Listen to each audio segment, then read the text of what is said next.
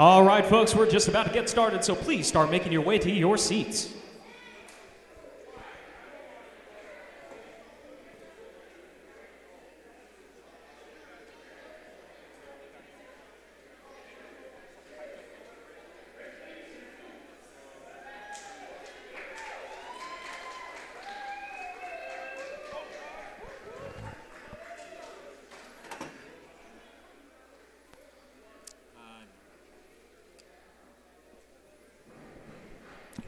Welcome, ladies and gentlemen, one and all. This is BANDSLAM 8, Gold Rush Pro Wrestling, coming to you live from the Ingrid B. Lacey Gymnasium.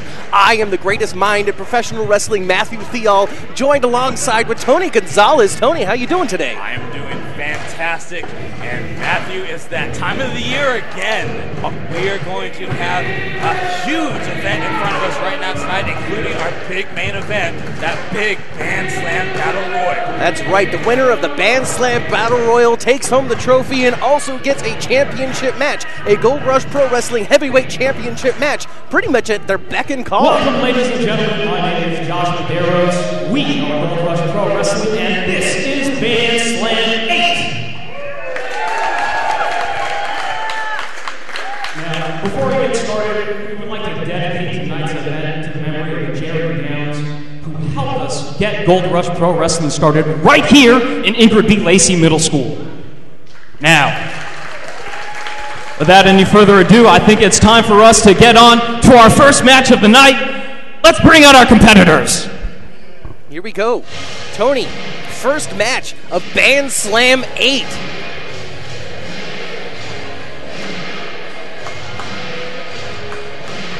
This is going to be an incredible contest between two teams, two dominant teams, really.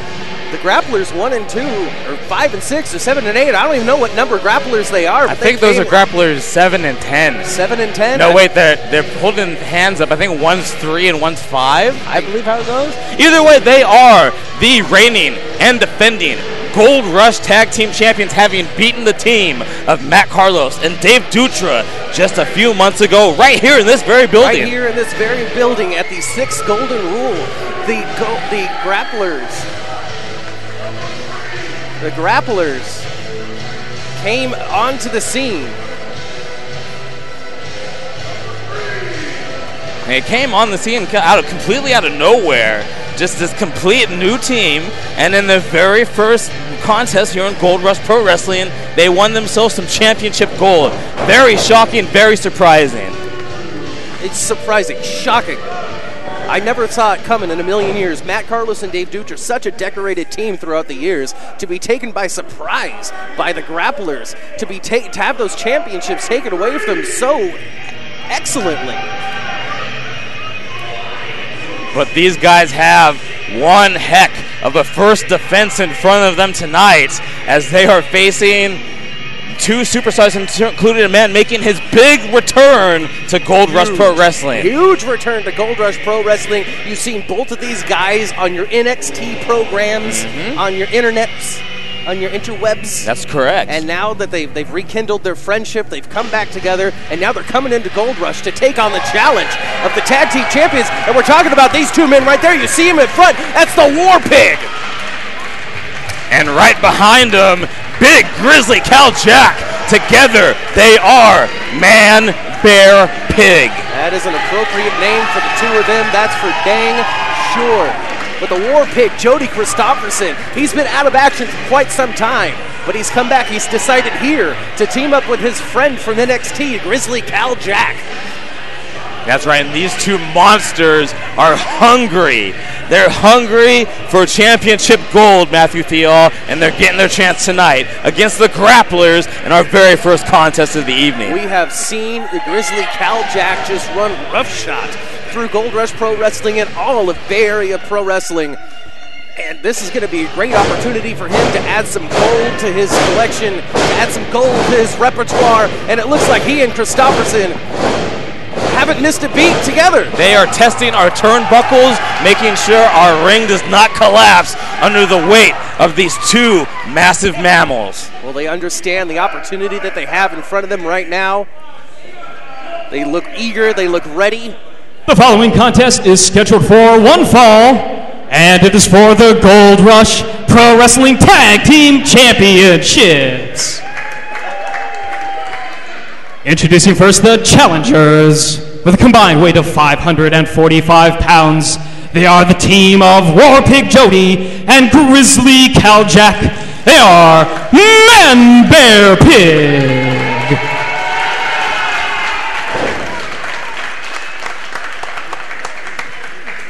And introducing the champions from parts unknown, weighing in at 448 1/3 pounds.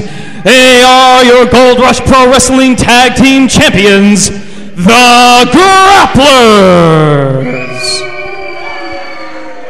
And like we were talking about, the Gold Rush Pro Wrestling Tag Team Championship is on the line. This is the first defense of the Grapplers. And you were saying that they've got a huge mountain to climb in front of them, and that is the absolute truth, Tony. Figuratively and literally. I mean, Grizzly Cal Jack, he pushes close to about maybe 295 pounds, possibly 300. And of course, War Pig Jody is just a big, massive animal himself. The Grapplers are really in for it. It looks like Grappler 5. Is that Grappler 5? Honestly, they're not numbered today. I really couldn't tell you. Well, either way, I'll call him Grappler number 5, all turning right. into Grappler number 3. 3? Sure, that's Grappler number 3. I honestly don't know. I can't tell them apart one from the other. It doesn't matter what number they are. But Christopherson, it looks like there's absolutely no ring rust in there for the War Pig, taking number 3 down.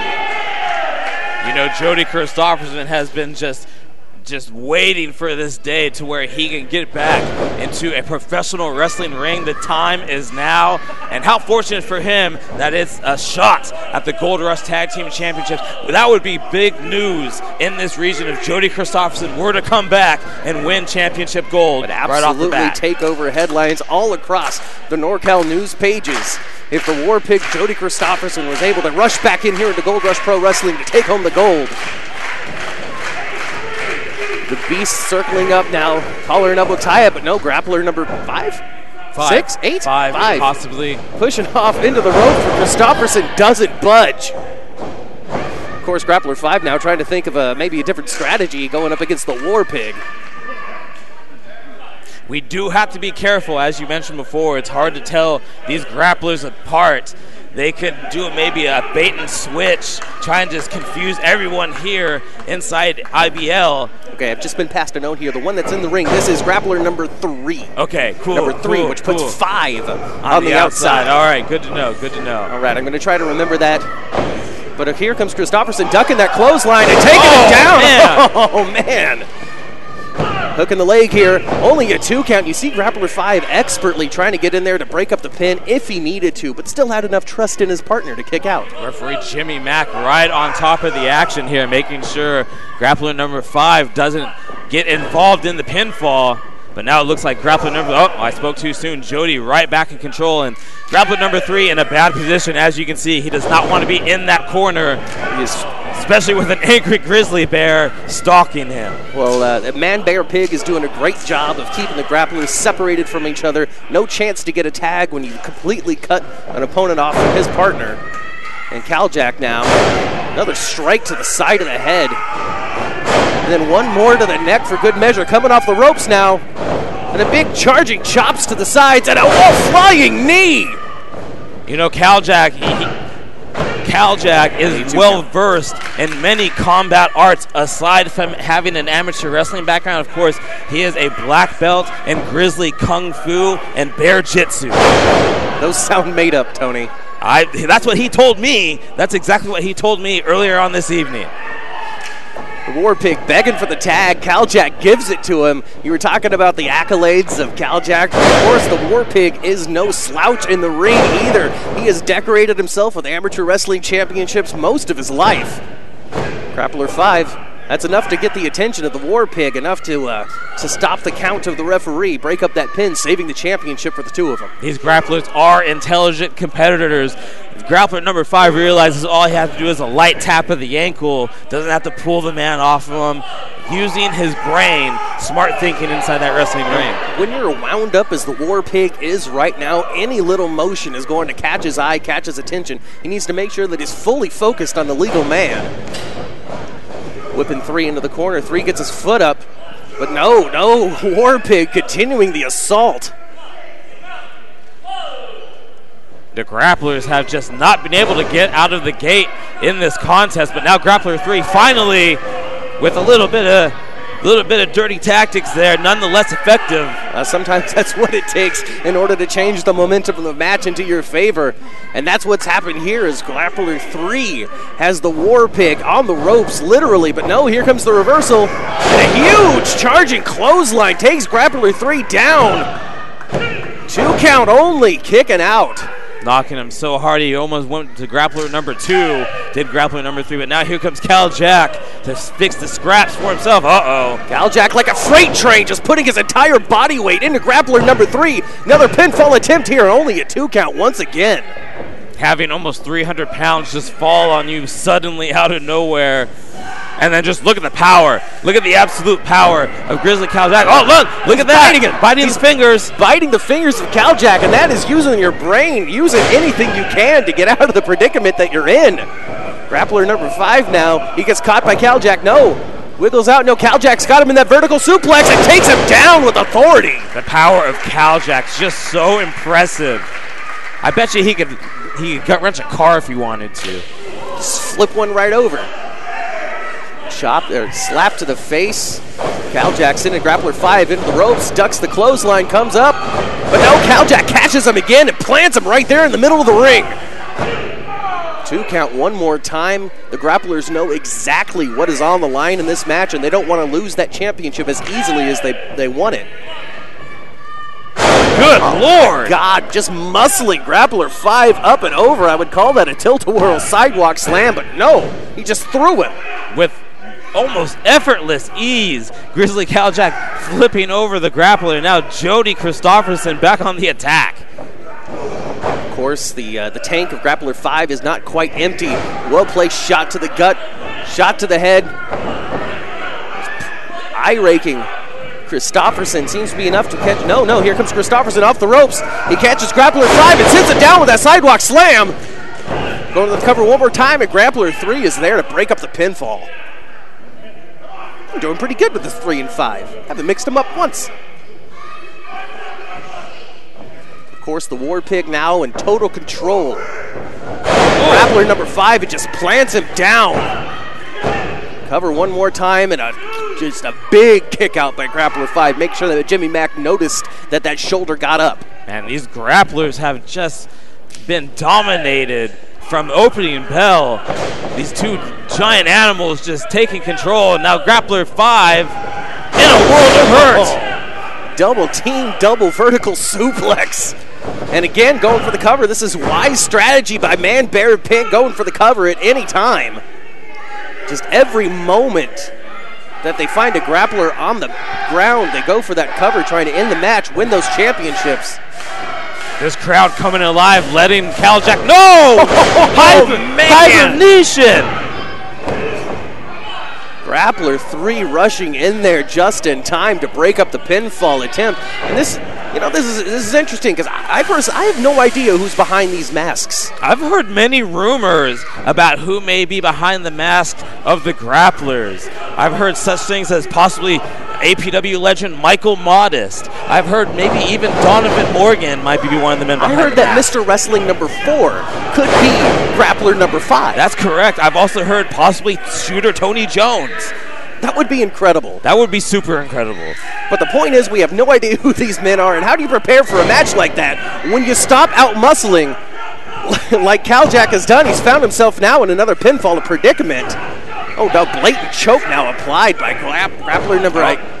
Jody wants to be careful. He doesn't want to distract the referee, or else the Grappler is going to take advantage just like that. Blatant boot to the throat. Yeah, Grappler 3 draping that chin across the larynx, the windpipe of Cal Jack. Number 3, 5, 4, 7. I've lost count now. No, he shouted 3. That's how you know he held up 3 fingers and shouted 3. Right. So that's how you can tell them apart. Okay, so the grappler 5 on the corner now. He's got his boot up, but 3, no. Caljak, a couple of shots to the face as he breaks the grasp. Good eye rake, and now a handful of hair sends Caljak face first right into the boot. Caljak trying to get back on track here, but the grapplers just too much. Running stomps by grappler number 5 right in the solar plexus. He's not letting up at all. He just keeps him coming. Man, Caljak, for the first time in this match, in a world of trouble, needing to get that tag to Jody Christofferson. Caljak kicks out, but you can see just the beatdown that's on his face now. You can see him gasping for breath. Caljak will come at you hot and hard, but when the match is going really long, does he still have anything left? And it looks like he does.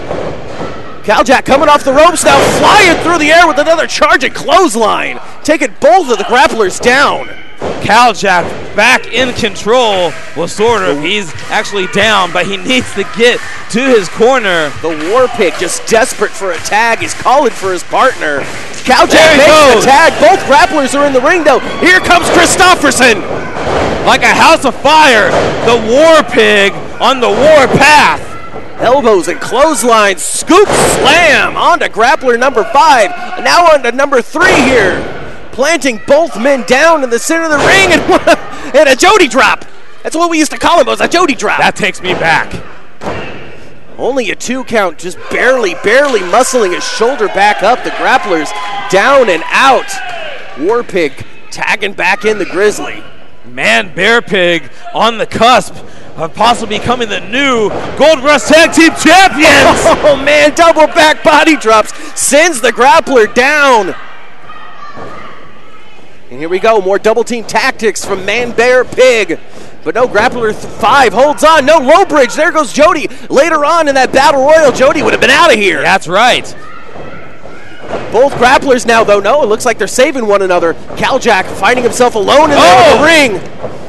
No, super kick after, wait a minute. That felt awfully familiar. That move looked very familiar. Ladies and gentlemen, here are your winners and still Gold Rush Tag Team Champions, the Grapplers. Well, the Grapplers with a successful title defense here tonight at BANDSLAM. Well, congratulations are in order for the Grapplers. This is their first defense and their first victory retaining the championship. It looks like they might be having some issues with their masks. Yeah, maybe trying to make adjustments to their masks. This was a long, hard-fought victory. Whoa, wait a second. Hold on. Wait a second. That's MPT. That's Rick Luxury. Rick Luxury quit 4 months ago. What's he doing here? And if I remember correctly, MPT retired. What are they doing in the ring? Can someone explain what's going on here? Have they been the Grapplers the whole time? Wrestling personified, Rick Luxury and Mr. Primetime, MPT. They teamed years and years ago. They were known as Late Night Primetime. And they dominated the tag team scene. I can't believe what I'm seeing here. It looks like they got words to say. Who's the sucker now to think I'd ever quit on pro wrestling? I left, and now we're still the champs.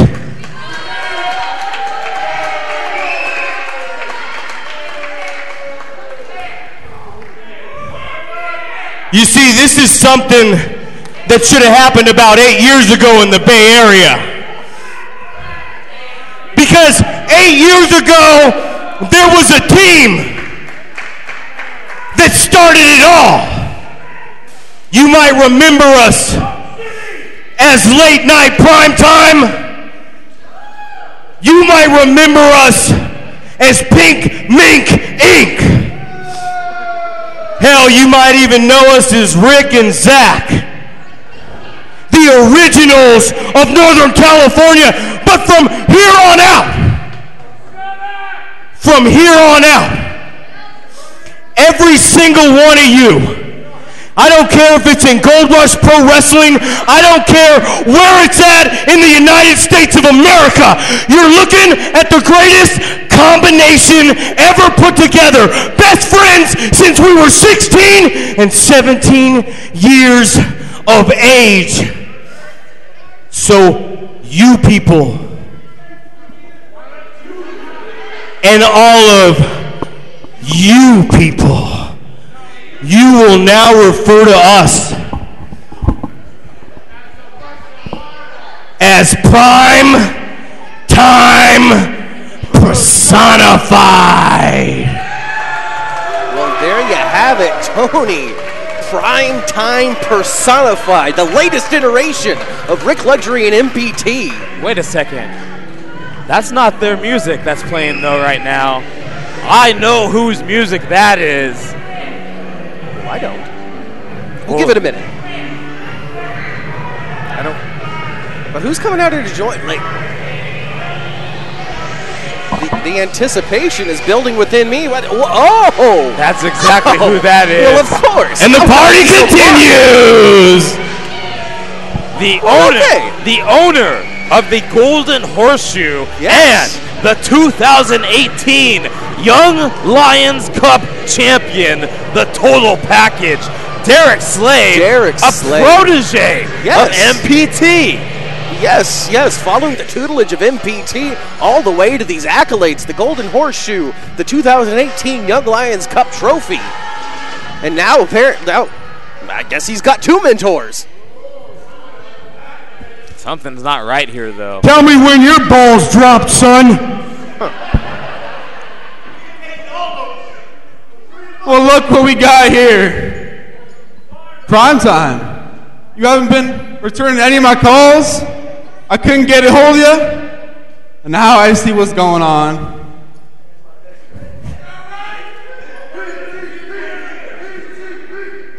Hey, just like Brett Favre, you can never get enough, can ya?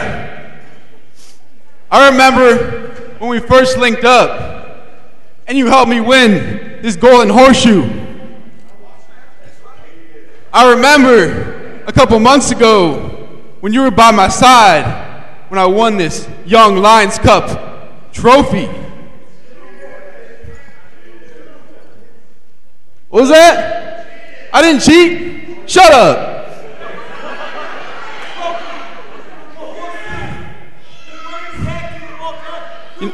Hey, I'm the man now. Shut up. I'm the man now. For a second, I was worried. But now I was like, you know what? I don't need you anymore. You taught me all you could. You don't need me. I'm the total package, Derek Slade. You know what?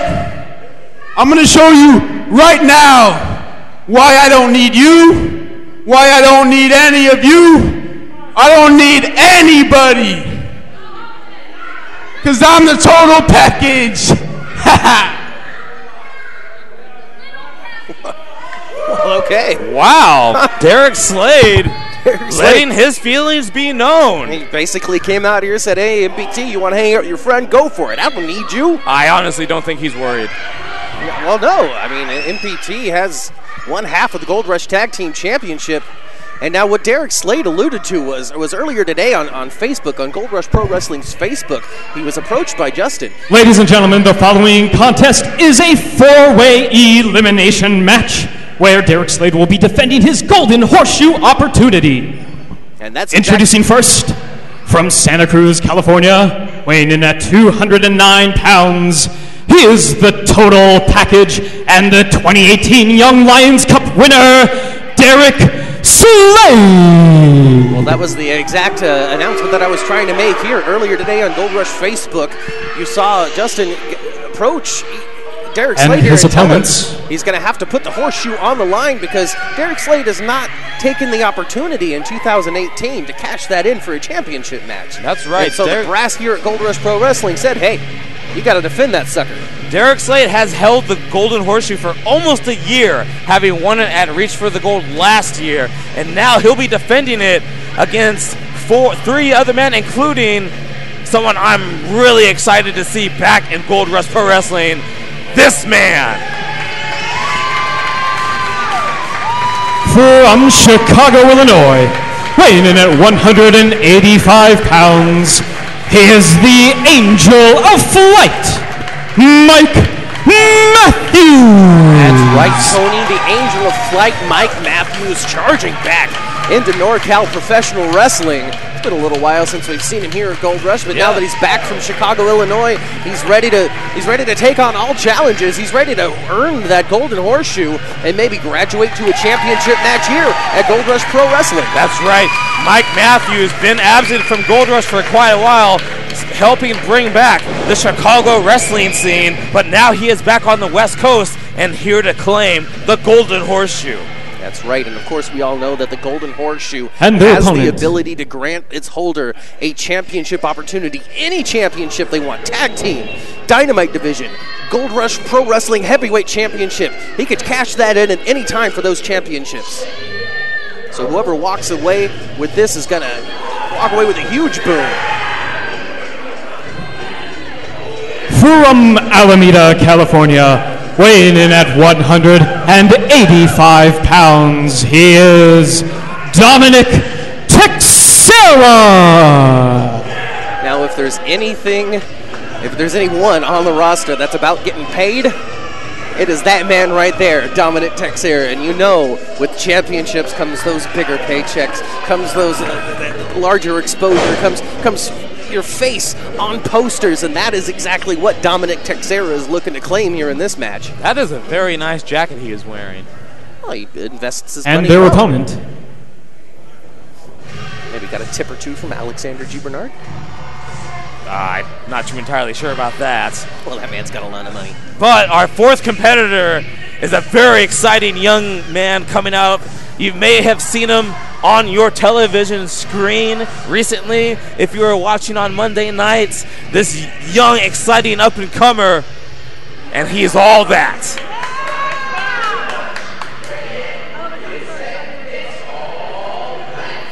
Yeah, apparently so. That's what they said. And there he goes. It's all that. It's Keita Murray. He likes orange soda. He loves orange. From Nickelodeon Studios, weighing in at 3,000 liters of orange soda, he is all that, Keita Murray. This young high-flying sensation been making a name for himself throughout the region over the past year and a half. As I said before, having been featured on national television, now he is back in a Gold Rush ring with a golden opportunity, if you will, to unseat Derek Slade and his grip on the Golden Horseshoe. And what a huge thing that would be if he were to take that Golden Horseshoe away from Derek Slade. Derek Slade is being held up by his accolades. He's gotten rid of MPT. So what's holding him up now is that Golden Horseshoe. It's the 2018 Young Lions Cup trophy. And if one of those two things were to be taken away from him, it would stop his momentum dead in the water. So in this match, really, Ethan White has everything to lose, and someone like Keita Murray has everything to gain. That's right. Not only Keita Murray, but also Dominic Teixeira and Mike Matthews. Derek Slade really has to be careful here. He has to watch out. This is an elimination match, correct? It is a four-way elimination match.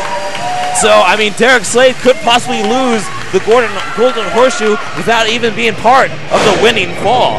Well, eventually, no, not a part of the winning fall, no. If he's the first person booted out of here, that's it. We would definitely have someone holding on to that Golden Horseshoe, a new person holding on to that Golden Horseshoe. But there we go. The bell has rung. It is all on the line here. Whoever wins this match, like we've said time and time again, takes that Golden Horseshoe and can turn it into a championship match at their earliest desire. This crowd firmly behind Mike Matthews, as I mentioned before, making his return to Gold Rush Pro Wrestling. It looks like Dominic Teixeira is going to start the party. Well, Dominic Teixeira, not waiting for anybody else to make the first move, goes charging in to the young upstart, Keita Murray. And looks like we have all four men just paired off now. Mike Matthews following Derek Slade to the outside inside the ring. We've got Dominic Teixeira, who got reversed now by Keita Murray. Big back body drop, sending Teixeira down. Dominic Teixeira started off hot, but it looks like Keita Murray has cooled him down.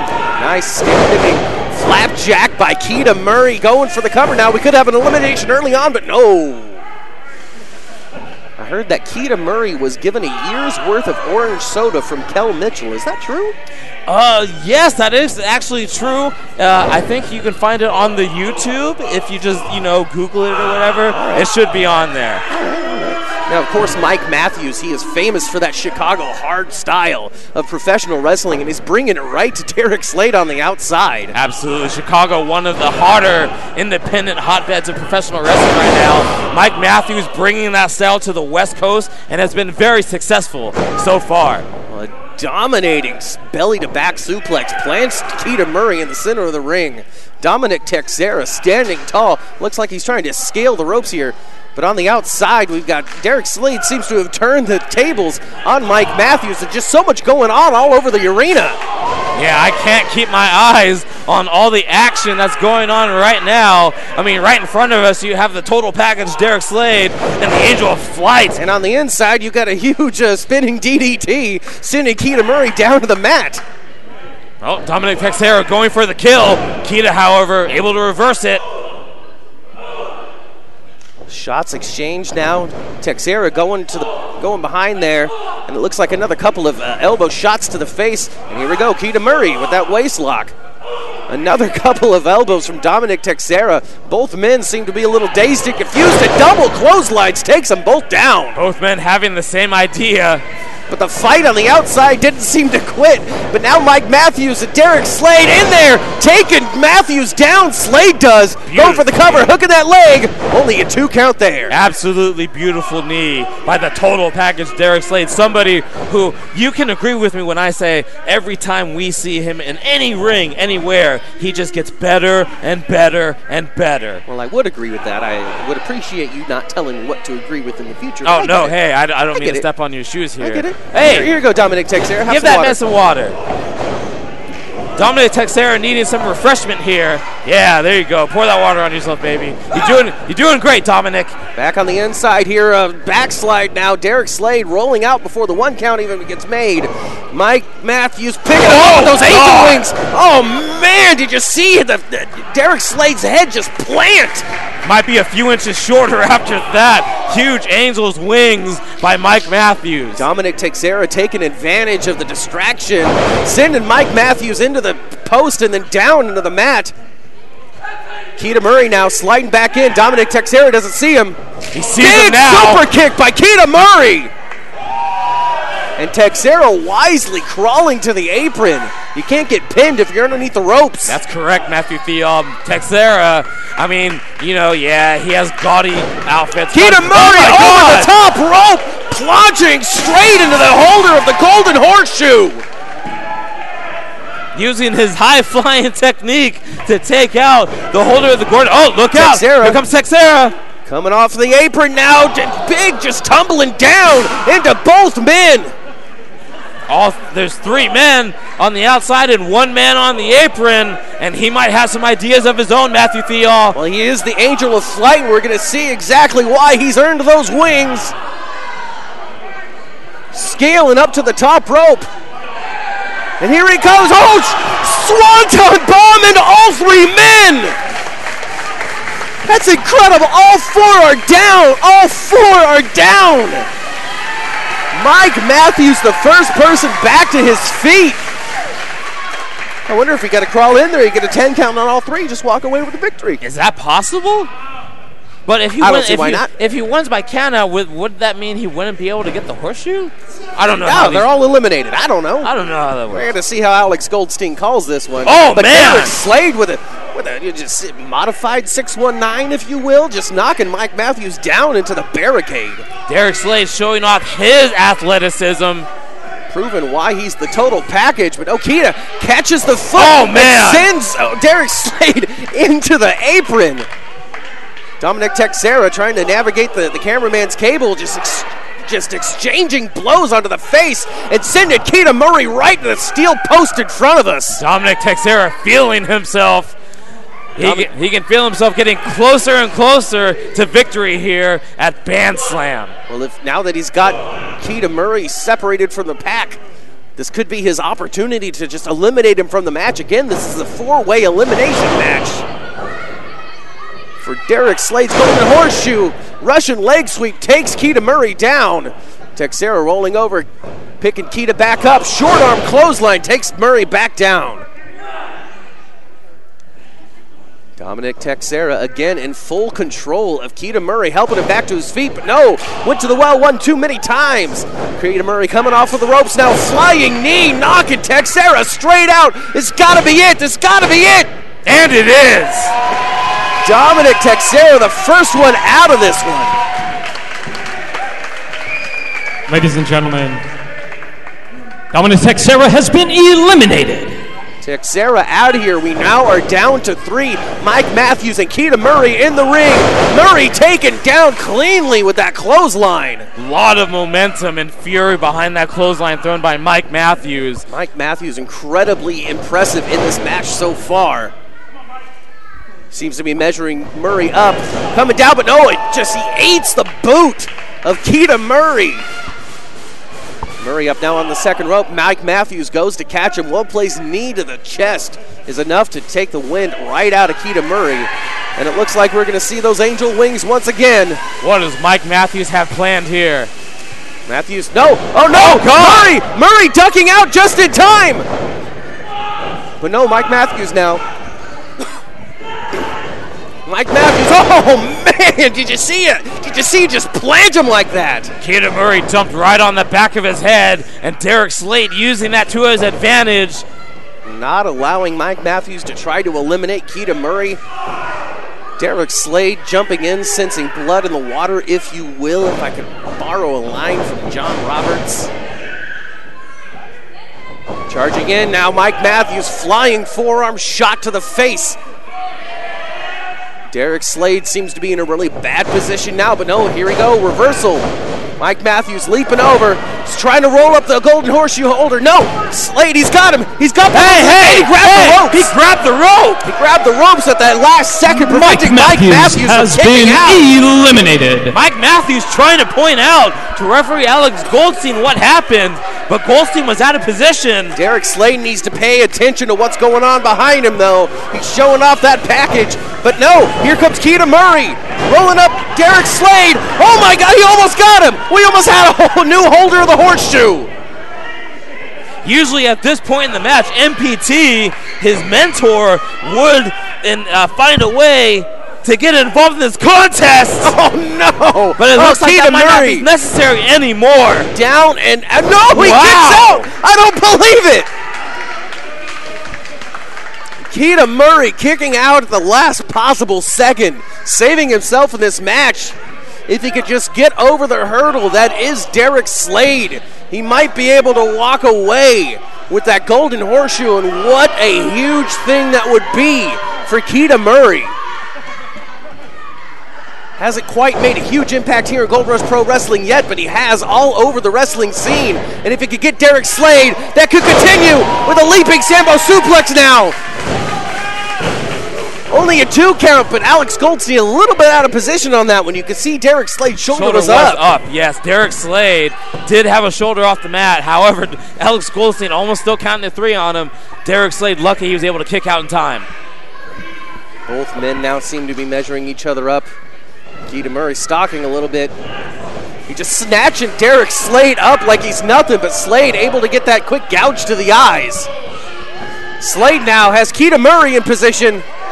But no, Murray able to wiggle out. He's only got the use of one eye. Still but that seems to be it. It seems to be enough. But no, Slade now rolling him up. No. Rolling through Keita Murray. Catches the boot. Gives another one of his own. Coming off the ropes. Keita Murray charging in. Derek Slade sidesteps. Charging with that big boot. And that is all she wrote. Derek Slade retains that golden horseshoe. Ladies and gentlemen, here is your winner and still owner of the Golden Horseshoe opportunity, the total package, Derek Slade. Congratulations are in order for Derek Slade. He's held on to that Golden Horseshoe. I guess he's got the right in 2019 now to continue to hold on to that and see, well, when the timing is right, to come cash in for a championship. not only did Derek Slade retain the Golden Horseshoe, he did it by himself without any outside interference at all. I mean, he did some stuff here and there, but other than that, he did it himself. Well, all that matters is the result in the record book. It doesn't really matter how you do it, but it seems as though Derek Slade has learned everything that he needs to learn from Mr. Primetime MPT. Now that they seem to have gone in separate directions, what does the future hold for the 2018 Young Lions Cup champion? You're going to have to stay with us here at Gold Rush Pro Wrestling to see how it all comes out here in 2019. BANDSLAM 8 has been insane so far, Tony. We saw the Grapplers Unmasked, MPT, and Rick Luxury are your Gold Rush Pro Wrestling Tag Team Champions. That's right. Making themselves known as Prime Time Personified. And of course, Derek Slade kicking MPT to the curve, and he's going to start doing things on his own from now on. But that is it. That's not it for the night, though. We've had 2 matches done. They're out of the way. I'm not sure 100% what's going to be coming up next, though. I'm completely unsure about what's going to happen next here. Ladies and gentlemen, I would like to make a special announcement before we get this next match started. Unfortunately, our card is subject to change, and due to some transportation issues, Will Hobbs is not present tonight. However, we do have not 1, not 2, but 3 competitors who have stepped up to take his place. So let's get that match started right now with some 6-man tag team scheduled for one fall. You know, honestly, I heard that car issues. Your official for this contest, referee Steve Chavez. But I heard a rumor that the Creepy Show Carnival might have had a little sabotage onto that vehicle, separating Will Hobbs from coming here today. It's unconfirmed. It's unconfirmed. That's just what I heard. I'd ask him, but I don't want to get hurt. I had one conversation with Synn, and I'm never going to do that again. But you know, Will Hobbs unfortunately not able to. With a combined weight of 736 pounds, they are the team of Patrick Fitzpatrick, Brandon Humphrey, and Brutal Rob Hands. Unfortunately, Will is not able to be here, but 1 man's loss is 3 man's gain now. Originally scheduled only to participate in a huge Rumble Rules Battle Royal that's coming as your main event here tonight. These 3 men have decided to team up together and face the challenge of the Creepy Show Carnival, and I'm not sure they know exactly what they signed up for.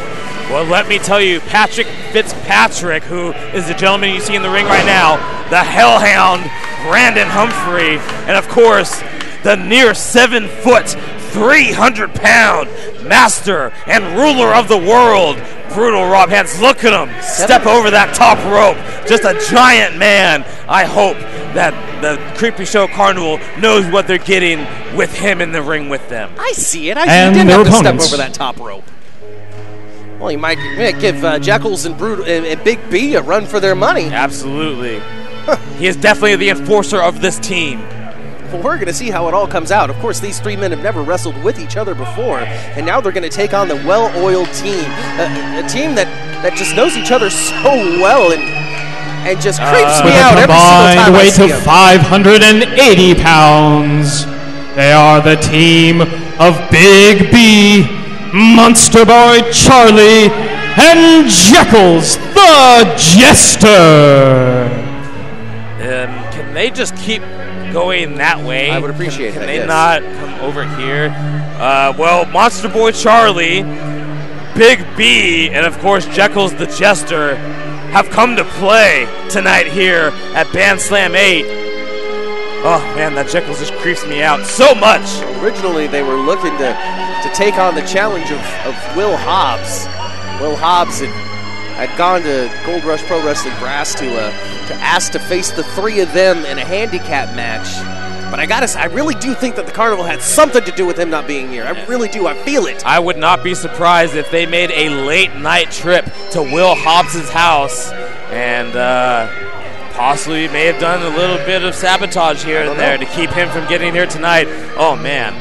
Of course, Monster Boy Charlie, formerly known as Cowboy Charlie. But as you can see, we are dealing with a different boy here. unceremoniously recruited into the carnival. He was spit in the face, he was kidnapped, he was, I don't know, tortured and manipulated into becoming the weirdo that you see in front of us now. I don't even know what to say. Possibly suffering from Stockholm Syndrome So is quickly? Monster Boy Charlie. Well, I guess you're young and malleable at that age. But you gotta wonder though, what does the carnival what do they want with Monster Boy Charlie? They obviously want to mold him into something evil, into something treacherous, as you hear Big B shouting. Well, they've done their job so far, just look at him. This is not the same Cowboy Charlie that we knew from months ago. Ugh. Is that actual pighead? I'm not gonna ask. I apologize that I'm not able to be a unbiased broadcaster when the Creepy Show Carnival is out here, but they just bother me. There's a lot of people who need to keep an eye on their children after this show tonight. Can you imagine all the young people sitting in the audience just watching Monster Boy up there going, yeah, I love this kid, I want to be him. Yeah, until he tries to rip their eyes out or bite them. Here we go, Pat Fitzpatrick. Yes. Starting off with Monster Boy Charlie. Pat Fitzpatrick, a very well-versed technical wrestler out of the Catskills, New York, but making his name in the Sacramento area. He has come to Gold Rush Wrestling tonight. He was part of the Battle Royal originally, but I would assume still is. And he more than likely still is, but now has this opportunity to make a name for himself and impress these fans here at Gold Rush and Pacifica. Monster Boy Charlie using his quickness and his speed to just fly around the body of Patrick Fitzpatrick. Monster Boy climbing up, springboarding off the top, it gets caught by Fitzpatrick. Not only is Fitzpatrick a great technical wrestler, also very strong. Almost like a strongman, if you will, a carnival strongman is Pat Fitzpatrick. And of course, here we go. Don't mention carnivals around. Oh, sorry. Oh my God. Can you imagine if they wanted the strongman on their team too? That'd be insane. This gentleman in the ring right now, Brandon Humphrey, one of the great up-and-comers of NorCal Pro Wrestling, at over 6 feet tall and at least about 220. Monster Boy gets that tag, and a Big B coming in, just assaulting, charging shots onto the face of Brandon Humphrey. This is we've seen Brandon Humphrey a little bit in the preliminary pre-broadcast matches, but if I'm not wrong, this is the first time we've seen him on a proper Gold Rush broadcast.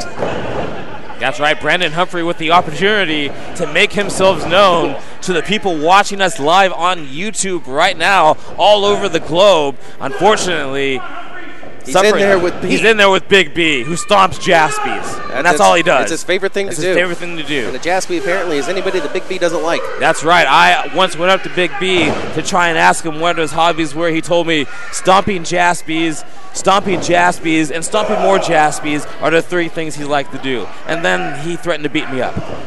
It sounds about on par. And he's trying to do that to Humphrey here, who's coming off the ropes and just takes both boots to the face with that huge drop kick. Big B, always so intense, always ready to bring the pain. And now just happy to share the joy. Oh man, this is gonna be amazing. Oh no. This is gonna be great. Just two big bulls going head to head. I've seen Jeckles in a lot of huge fights before, but I'm not 100% sure if he's able to take what Brutal Rob Hands has to give. It's like they're not even affecting him. Jeckles, one of the hardest hitting wrestlers in the history of this region, but these hard forearm shots, Brutal Rob Hands just shrugging him off. And Jeckles is the one that breaks the exchange, going low, but he can't get the big man up. He can't, he's too heavy. All 300 pounds of Brutal Rob Hands, just too much to lift. Rob Hands now, though, no. Oh, no. Oh, Jeckles expertly kicking, making sure that Rob isn't able to get the momentum in order to get him over for that vertical suplex. With those absolutely savage forearms, they were going to wear down Brutal Rob Hands over time. And again, Brutal Rob Hands proves to be a little too heavy for the strength of Jeckles. Hands no. now. Hands, no. no. Don't do it. Don't do it. Again, Jeckles fighting off that vertical suplex. He knows exactly what would be in store for him if the big man, Brutal Rob Hands, were able to get him over that top. Stepping over the top rope once again, Rob Hands. And he finally gets Jeckles over with that vertical suplex. And you can see Jeckles just rolling over in pain. Absolute raw power by Brutal Rob Hands. I'm not sure that I've ever seen Jeckles react like that to a move before. Patrick Fitzpatrick, now the legal man, dropping an expert elbow right in the center of the chest, going for the cover now, hooking the leg, only a 2 count one more time. I've seen Pat Fitzpatrick in the ring with some of the best that NorCal has to offer. Matt Carlos, Timothy Thatcher, Sir Samurai, he's faced them all, and now he's getting an opportunity to make a name for himself against another NorCal icon in Jeckles. Jeckles coming off the rope, eats 2 elbows from Humphrey and Fitzpatrick. Humphrey going for the cover, holding that arm down. You saw he holding that far arm down, making sure that Jeckles isn't easily able to get the shoulder up. You know, Humphrey's only been in the wrestling business for a few months. He has a lot of intensity. Definitely one of the guys to keep an eye on in 2019 is Brandon Humphrey. Oh my gosh, what a powerful clothesline, taking Jeckles over the top rope and all the way down to the floor. Brandon Humphrey showing no fear when it comes to Jeckles, which maybe he does. I will admit, Brandon Humphrey does have a little bit of an ego. He is a little bit, oh my God. Oh my Jeckles God. climbed underneath the ring entirely so he could get behind Humphreys and give him that huge German suplex. There's that ego and inexperience by Brandon Humphrey, not knowing Jeckles' methods. I was completely surprised when I saw him come out from under the ring. Well, he may have a lot to prove, but he's got a lot to learn still as well. Absolutely. Now, Big B now is the legal man, taking it to Brandon Humphrey. Is Big B smiling? Big B is enjoying this fight. Big B he loves it. Enjoys fighting, period. Yes. The man loves to fight. Oh, man, what a short elbow now. Going for the ladder press cover here, but Humphrey's able to kick out at the count of 2. Just those stomps to the chest, they're just... I've really never seen anything so intense. Tagging in Monster Boy Charlie. Charlie Munster, whatever you want to call him, he's the legal person in this match. You know, the main thing I wonder about Charlie, do his parents know what's going on right now with him? Oh, no, I would only assume so. But Big B using Charlie like a weapon, sending him into Humphrey, who's able to kick out before Fitzpatrick breaks up the pin. You know, Charlie, he may be the smallest person in this match, but you and I have been watching this kid ever since his humble beginnings here in Gold Rush Pro Wrestling, and hey, he may be the secret weapon. He may be one of the deadliest members of the Creepy Show Carnival. I mean, don't let his looks fool you. I mean, except for like the face paint. He's been in the ring for up to 4 years now, so he's getting to the point of being a seasoned veteran. And remember, somebody the caliber of Rey Mysterio got started at the age of 16. That's so, right. Yeah, it's not completely unheard of. Absolutely. And you know, oh man. Welcome to Gold Rush Pro Wrestling, Brandon Humphrey. And there's no better person to welcome you to the roster than Jeckles the Jester. Jeckles taking Humphrey's head clean off with that clothesline. Might want to check his teeth to see if they're still in place. But Jeckles going for the pin with only a foot. Surprisingly gets a 2 count out of that. Just goes to show the beatdown that Brandon Humphreys has received so far. Referee Steve Dominguez better be prepared. When Jeckles comes at you like that, the best thing to do is get out of the way. And now Jeckles just pulling at the ear of Humphrey, tagging in Big B. You got the referee there trying to hold back both Rob Hands and Fitzpatrick, and we got 3-on-1 assault almost in the corner of the Creepy Show Carnival. Brandon Humphrey has been in that ring for quite a while now, taking a beating. Needs to get that hot tag in to one of his partners. The leaping vertical suplex plants Humphreys down. Humphrey needs a tag at this point. He's taken a lot of punishment from the Creepy Show Carnival in this match. And you know that Rob Hands and Patrick Fitzpatrick are fresh. But B is not going to allow Humphrey to get back to his feet in any way, shape, or form. And gleefully tags in Charlie. The Carnival just so happy with how this fight is going. Leaping enziguri by Munster boy Charlie. Synn and Humphreys down. He's looking for a tag, but he's completely in the wrong corner. Oh, man! A standing double stomp by Monster boy Charlie, just continuing to chip away at the armor of Brandon Humphrey. Realigning the spine of Brandon Humphrey with that chop and just absolutely taking it to him. Throwing kicks and forearms, just anything that he's learned from being Jeckles, and he's just not stopping. The unstoppable force that is the carnival seems to be pumping through the veins of Monster boy Charlie. Oh, man! Oh. Humphreys barely able to just send Charlie launching across the ring and gets that big tag and a brutal Rob hand so desperately needing. Charlie does not want to be in the ring with this walking skyscraper. Brutal Rob hands. Oh, look at this. Let's go for the choke slam. Rob hands, no, Rob hands got him. He's got him with the big choke slam. He gets Jeckles with the choke slam. But now B's got the throw to hands. Hands coming, ducking the clothesline, coming off the ropes one more time, and a big charge, but no, B standing tall. Double clothesline attempts, and no, both men still back to their feet. Here comes Hands, ducking the boot, comes on, and another boot of his own. Oh, look at this right in front of us. The Creepy Show Carnival taking out the rest of Brutal Rob Hand's team. Rob Hands coming in, Big B, leapfrog, coming in, catches Brutal Rob Hands in the midsection. And on the outside, the Carnival is just taking it to the team. B on the inside, he plants Hands. That's it, that's 3 count, it's over. Ladies and gentlemen, here are your winners, the team of Big B, Monster Boy Charlie, and Jeckles the Jester. The Creepy Show Carnival able to take home the victory in a fight that they loved. You can just see the glee and elation on their faces throughout this entire match as they brought the punishment to this unlikely trio filling in at the last second. Thanks are in order for them, but unfortunately, they're going back to the back to prepare for the big main event battle royal that's coming up. The Creepy Show Carnival victorious here tonight at BANDSLAM 8 due to being the more he's not coming over here, is he? He's not coming over here, is he? Not.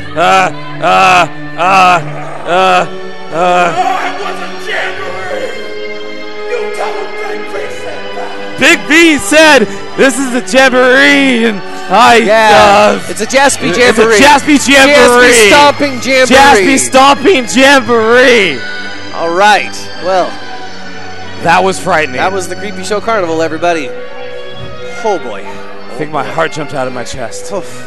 You want this water that Jeckles drank? No, I don't. I actually want to find the lid and get rid of it. Can you please do something with that? Oh my goodness gracious! It might be cursed now. We're gonna have security take that away from us. Yes. But we're not tough wait loss any, for our any friends longer. there. Now, Here, before we get started with our next next match, get- I have a get few it more adjusted announcements. First of all, if you or somebody that you know have ever dreamed of becoming a referee, a wrestler, or a wrestler's manager, then please check out the APW Boot Camp.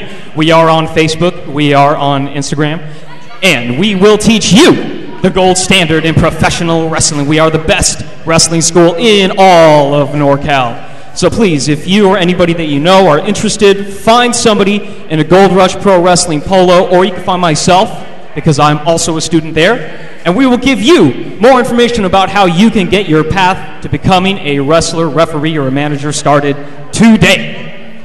Also, follow us on all the platforms of social media for more information about our upcoming events. You can find that information on the back of your flyers. Now, without any further ado, it's time for our next match, and it is a championship contest. It is indeed a championship contest. Tony Gonzalez? That's right, I remember your name today. You're on a roll, baby. I know. According to my notes here, we've got a huge Dynamite Division Championship match on the slate for you right here, right now. The man coming out from behind this curtain, finally done with a almost 2-year ordeal, a family feud, if you will, and now have a chance to gain championship gold. Yes, that's right. That's Ethan White coming out with his mother, the former Mrs. Bernard, the current Mrs. White. That's right. Finally freed from almost being a prisoner of Alexander G. Bernard, strictly out of spite for Ethan White. Mrs. White, nice to see her. She's looking very lovely and healthy. Coming out here to cheer on her son as he goes into this huge Dynamite Division Championship match. Somewhat conspicuous by his absence is Miss White's squeeze, Mr. Goldsworth. I'm sure he's off with some sort of butlering job somewhere. I heard that he needed some sort of recovery period from a honeymoon. I'm not sure exactly what that means, but that's why I heard he's not here. That makes sense. Makes a lot of sense. So take that information how you will, fans. But yeah, no, Ethan White, he's earned his way into this championship match by defeating Alexander G. Bernard, and not just any regular match, but in a steel cage match.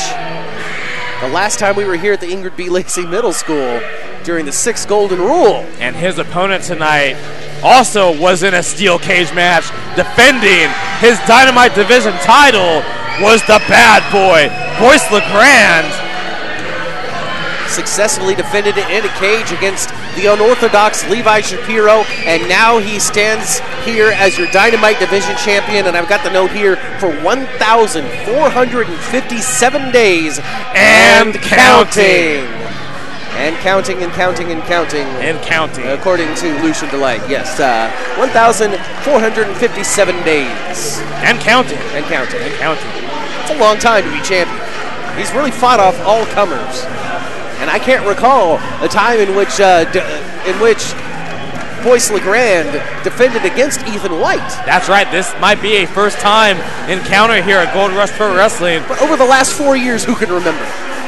I mean, Boyce LeGrande has literally beat everyone. He beat the late, great Virgil Flynn III to become the Dynamite Division champion, and since then has taken victory after victory over the likes of Brody King, over the likes of Levi Shapiro, the aforementioned Levi Shapiro, over the likes of J.R. Kratos.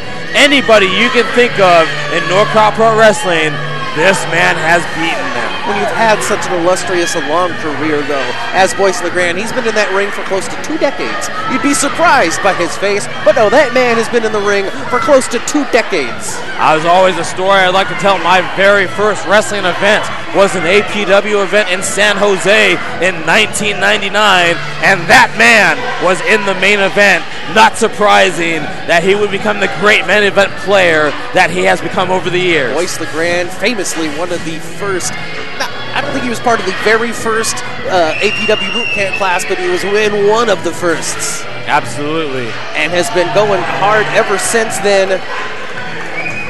He's probably faced more opponents over a 20-year span that we can even remember or count on both hands and possibly our feet. Yes. Yes, I mean, he's definitely wrestled more than 20 people. That's for sure. And now tonight he's going to be wrestling Ethan White. We're going to send it to Josh here for a moment for the official introduction. If we can get these two separated. That's all we need. We can't afford to have this thing break down into a fight right now. I mean, who's going to protect Miss Goldrush? The following contest is for the Dynamite Division Championship, and it is scheduled for one fall. Your official for this contest, referee Jimmy Mack. Introducing first the challenger, being accompanied to the ring by his mother, the ex-Mrs. AGB. Fighting out of Berkeley, California, weighing in at 213 pounds, he is the American Ideal, Ethan White.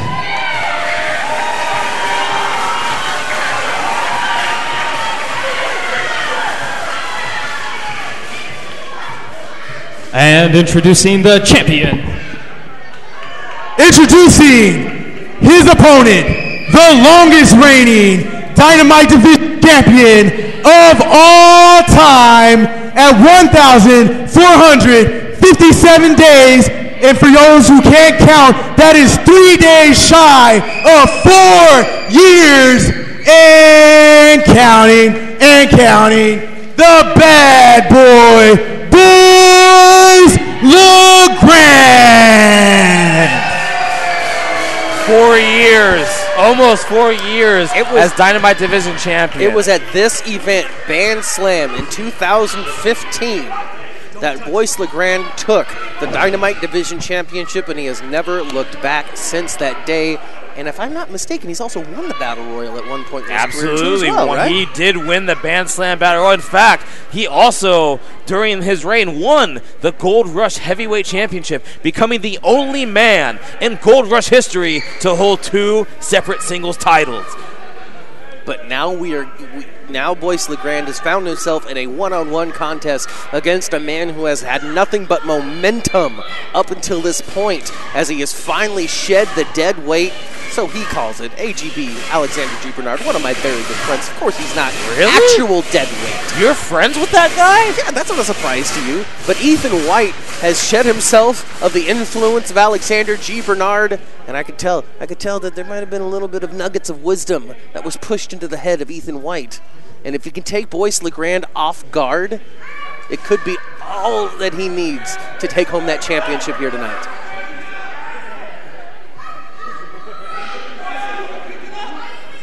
Boyce LeGrande just having words with people in the front row. What else is new? He always is trash talking somebody. But when you're as good as Boyce LeGrande, when you've held the Dynamite Division title for almost 4 years, you're more than welcome to talk to people however you want.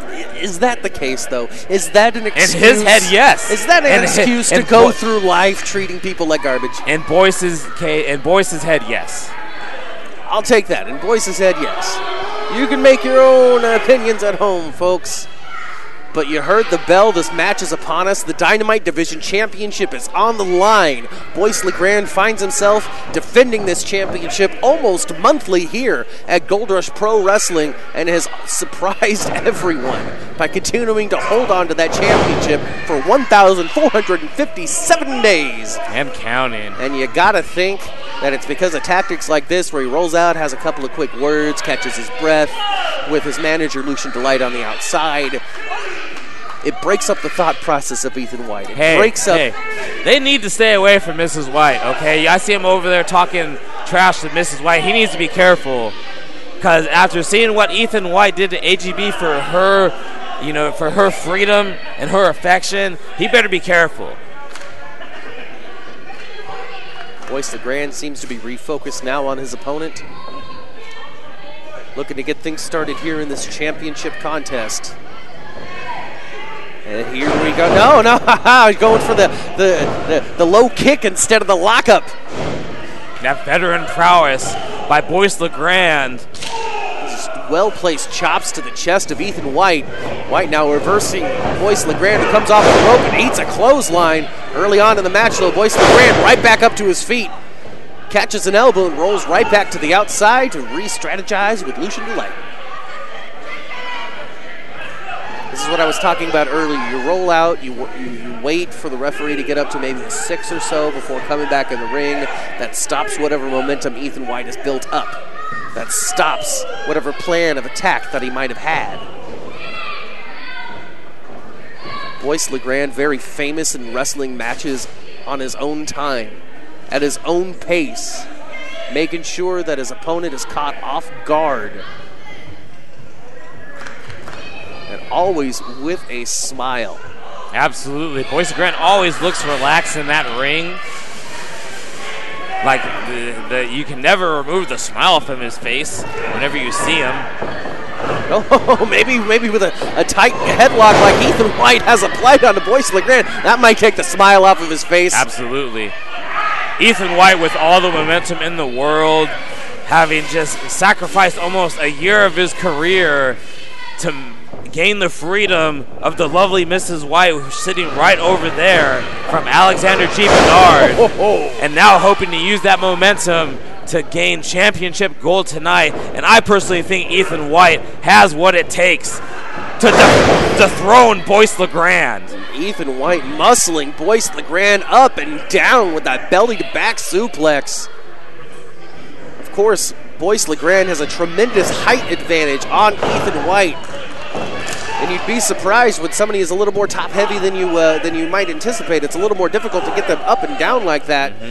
And Ethan White now paying the price for it, as Boyce LeGrande just coming in with that attack, choking Ethan White on that middle rope.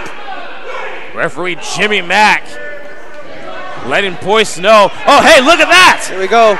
Lucia just pulling on the neck of Ethan White. Continuing that choke, getting an extra 2 seconds or so of blocking that air supply. And every second matters when you're gasping for breath in the middle of an athletic contest. Big vertical suplex by the Dynamite Division Champion. And a standing leg drop now. Floating over, going for the cover. Only a 1 count. Ethan White ticking out at 1. Ethan White, easily one of the toughest people in the Gold Rush locker room. Just a guy I've seen just... His body has been ravaged by wars with the likes of AGB, with the likes of Manny Mars, and now in there with the hard-hitting Boyce LeGrande. Boyce LeGrande dumping Ethan White out through the middle ropes. Seems to be trying to go, continuing on the attack, but Jimmy Mack there trying to stop the champion from going out to fight on the outside. But Boyce LeGrande says, nah, I'm just going to go out the side then, buddy. Yeah, Boyce LeGrande isn't going to show Jimmy Mack, or any referee for that matter, any type of respect. He's going to do, no. Look You're talking about the disrespect. He's just chopping Mrs. White's son right in front of her. But no, Ethan White with the reversal. Big chop of his own. Boyce getting a little cocky there.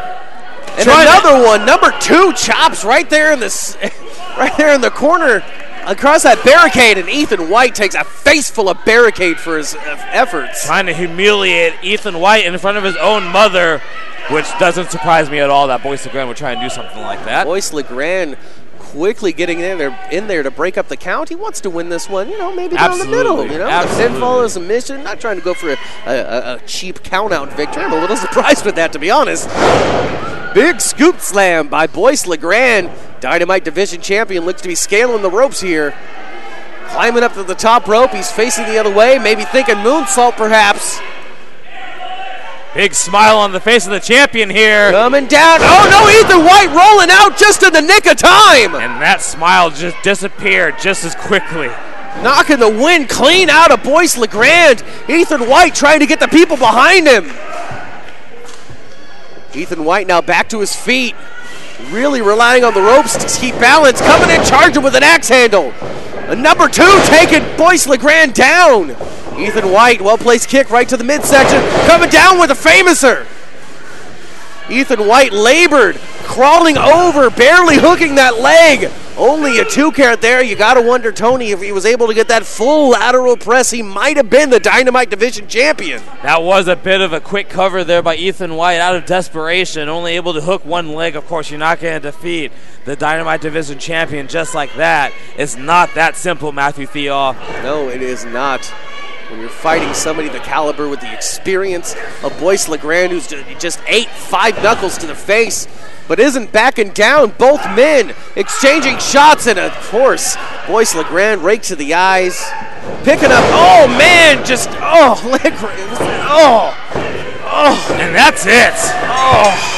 I felt that in the ribs. The grand finale. Ladies and gentlemen, here is your winner and still Dynamite Division Champion, Boyce LeGrande. Just goes to show that at any moment that LeGrande finale could come out, and that is it. Puts him down and out. Ethan White not able to capture the Dynamite Division Championship, and it looks like we will have a solid 4 years of Boyce LeGrande as the Dynamite Division Champion. Can't wait to hear all about it. We definitely will. We will hear about it again and again and again and again and again and again and again. Well, either way, Boyce LeGrande is your winner here tonight at BANDSLAM 8, retaining the Dynamite Division Championship against a very game Ethan White. I mean, as much as I would like to offer my congratulations to Boyce LeGrande, I just can't. Let's not. We're only going to boost his ego. I'd rather not do that. Well, you got to think that Boyce LeGrande will definitely find himself in tonight's main event, that BANDSLAM Rumble Rules Battle Royal. Starting off with 2, and every minute thereafter, a new participant will enter. That's coming up as your main event, but first, folks, we have to get to intermission. That's right. And during intermission, we've got a huge blast from the past. A Gold Rush Pro Wrestling Tag Team Championship match from the year 2015 as Idris Jackson and JR Kratos, collectively known as the Iron Era, takes on the Keepers of Faith, Gabriel Gallo and Dom Vitale. We've got that coming up for you here in just a moment as we go into intermission, and after that we're going to be back right here with live wrestling. The no disqualification match for the Heavyweight Championship is going to happen. We've got huge mixed tag team action for you, and plus that main event that we've been talking about all night, the Battle Royal. Winner takes all.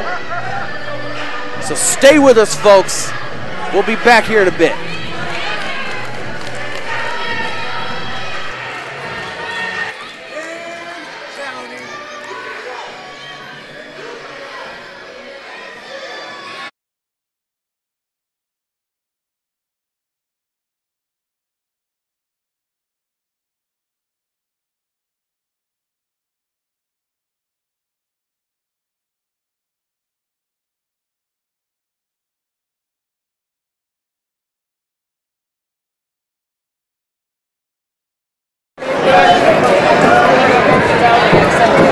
Ladies and gentlemen, our next match brought to you by Gold Rush Pro Wrestling.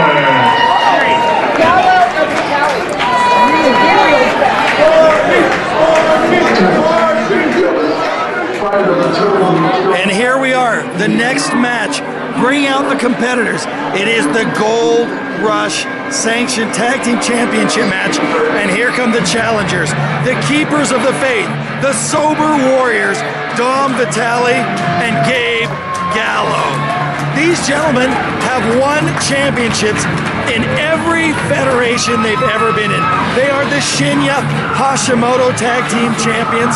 They are the Martin Van Buren Tournament Tag Team Champions. Everywhere they go, they win titles. I believe Dom Vitale is a former Destiny Wrestling Organization champion. That is correct. He is a former world champion. And you know what? I didn't want to talk about that because, you know, he doesn't deserve to be mentioned as a singles wrestler.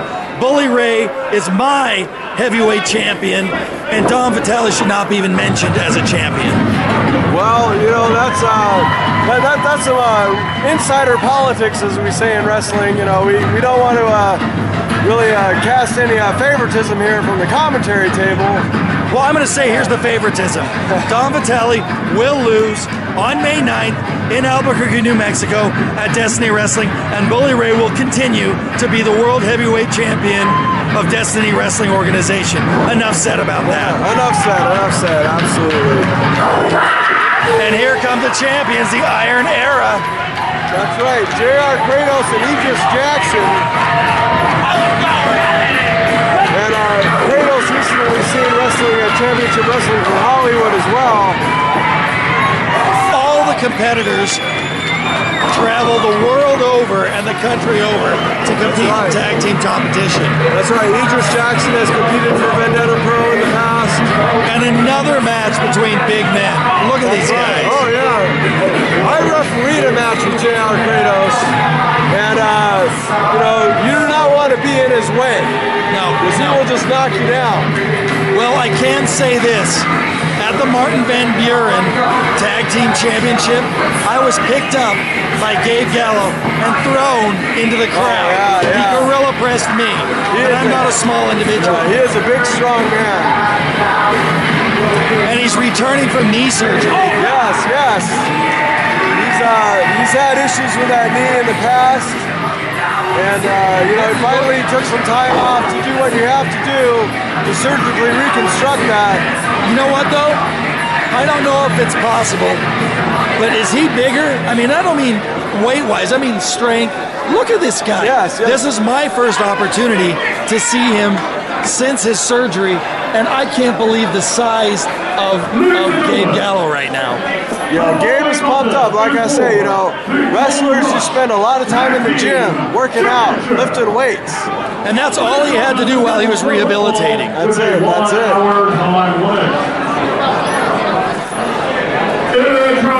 And the traditional championship 1 hour time limit. Absolutely. You know, all these matches tonight, you know, like we keep saying, you know, these have been battles, these have been wars. This is going to be no different. Combined weight 525. Can you believe that? There is 1,000 pounds of wrestler in the ring right now. And 2 of them take up about a half of that. Yes, that's true, that's true. And the keepers of the faith, you know what their faith is? Sober. Yeah, that's right. The sober warriors, drug-free, alcohol-free. And he comes the wide weight, 513 pounds. Ladies and gentlemen, the Gold Rush Tag Team Champions, Adrian Jackson, J.R. Kratos, the Iron Era. The Iron Era Gold Rush champions. I believe their 3rd run as Gold Rush champion tag team. That is correct. That is correct. And these guys, I mean, when you really think about who is the top tag teams in the, if you think who is the top tag teams in the country, you have to include both these teams. As you can put 1 or 2 or 2 or 1 and put the rest where you want them, but these are the 2 best in my opinion. Absolutely, absolutely. These men are, you know, they're competitors and they've got what you call heart. That's exactly right. And you know what? They've got experience. They know how to win everywhere they've gone. Oh, that's right. That's right. Especially Vitali and Gallo there, you know, they're quite extensively traveled. And not only that, and like I said, Dom Vitali held the World Heavyweight Championship. He held the EXW Heavyweight Championship. I mean, they've, as singles wrestlers, as individual wrestlers, Gallo, the IZW champion. I mean, there is so much experience in gold in this ring. I don't think you fans at home really understand how important this match is. As we say, you know, Gold Rush Pro Wrestling, one of the preeminent organizations in Northern California. It's actually an extension of all pro wrestling. Now look at that double Japanese arm drag. Followed by a double boot drop kick. I mean, that's something you just don't see with smaller men. You just saw it here. Yeah, and you know, Idris Jackson, he's a big guy, but he can fly. And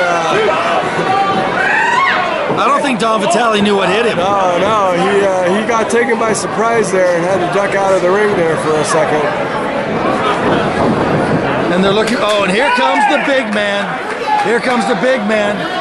Idris Jackson and Gabe Gallo. And here comes another big man in the ring as J.R. Kratos gets tagged in. And this is what I wanted to see. This is what I came to see personally. Look at these 2. We just had 2 big men, and here's 2 more big men. These are like buffalo, big buffalo bulls. Charging right at each other. Yes, look at that waist lock. You know, I give the wrestling advantage to Kratos. Gabe Gallo is an athlete, but not an accomplished amateur athlete. Not to take anything away from him. I don't think he just has the longevity of experience that Kratos does. Like you say, you know, Kratos really well versed in that chain wrestling. Yep. As you can see here, working that arm lock. But, and look at that. Yeah, Gallo rolling out of it. Big moves. I mean, that's small man moves made by a big guy. Exactly. I mean, this is like a cruiserweight match with heavyweights. Exactly. And it's something that you only see right here in Cauliflower Alley. You look at me in the face right here. A little bit of jaw jacking here. Oh! Paintbrush. There he goes. And he got him up like he was nothing. That's right, that's right. But look, Kratos bounces right back up off of it. Oh, my, look at this. Oh, I felt the floor just shook. Yes. 1,000 pounds of wrestler is in that ring right now. And this casino is getting rocked. Unbelievable. There's no timeouts in wrestling. Sparky Ballard telling Gallo there, you just got to keep going. You got to keep going. And Gabe Gallo not happy with the fact the fans are not behind him. Oh, not at all, not at all. Telling him to shut up. Yep. telling Kratos to lay into him. Well, apparently he's giving him a hold or giving him something. Yeah. Oh! He drew him in. He drew him in and tricked him and poked him in the eye. But oh! Huge drop kick from Kratos. That was incredible. That was incredible. Just the elevation there on that drop kick from a man that size. And Don Vitale trying to get in. Oh my God! He deadlifted him. Deadlifted Gabe Gallo. Pinfall. Oh! Oh, and Don Vitale. I believe he may have had that. I don't know if you folks saw it, but we saw Don Vitale pull Gabe Gallo's leg. He had to break that up. And now Jackson tagged in. Both men. And here we go, double teaming. Both these teams have worked a long time together as tag teams. They have. Now look at this. Idris Jackson, no stranger to high flying either. No, not at all. He comes from Northern California, super stiff background. And look at this, just like a bull. Would you say Northern California style is analogous to the Pyoto of Hustle or New Japan? It's very, very similar to that Japanese style. NorCal guys, when they hit you with the purpose of knocking you out. Yeah, there's none of those ranging punches, ranging moves. We're gonna knock you out. It's definitely NorCal is known for that. Oh, look at this! Look at this! Beat down. He got caught in the wrong corner. Oh, but making a rookie mistake. Kratos coming in. Yeah, you don't want to do that. And now he allows the Keepers of Faith to take advantage of this situation as both of them work on Jackson. Yeah, referee Sparky Ballard was distracted there for a moment. And now Jackson trying to work things back into the corner. First of the whip. Oh, big clothesline. Oh my goodness, did you see that? Look at that. That was, Don Vitale isn't as big as Gabe Gallo, but he hits like a big man. He does. And he moves, Yep. A little hair pulling action there. 5 minutes of elapsed. 5 minutes. 5 minutes of elapsed here, as you all heard. And look at this. Keepers of the Faith slowly chopping away at the one individual. That's how you do it. Methodical. This is textbook tag team action right here by the Keepers of the Faith, who have worked together for years, as long as I can remember. You keep one partner cut off from the other, keep them on your side of the ring. Look at that. You weaken that man. Yep. And here comes. Oh! And look at the expression on Idris Jackson's face there. Oh! And I've got to say, I've been in the receiving end of that chop. I felt it for a month, and that's not an exaggeration. Yeah, that'll leave a bloody handprint on your chest. It's worse. It leaves a bloody handprint on your bones. Yeah.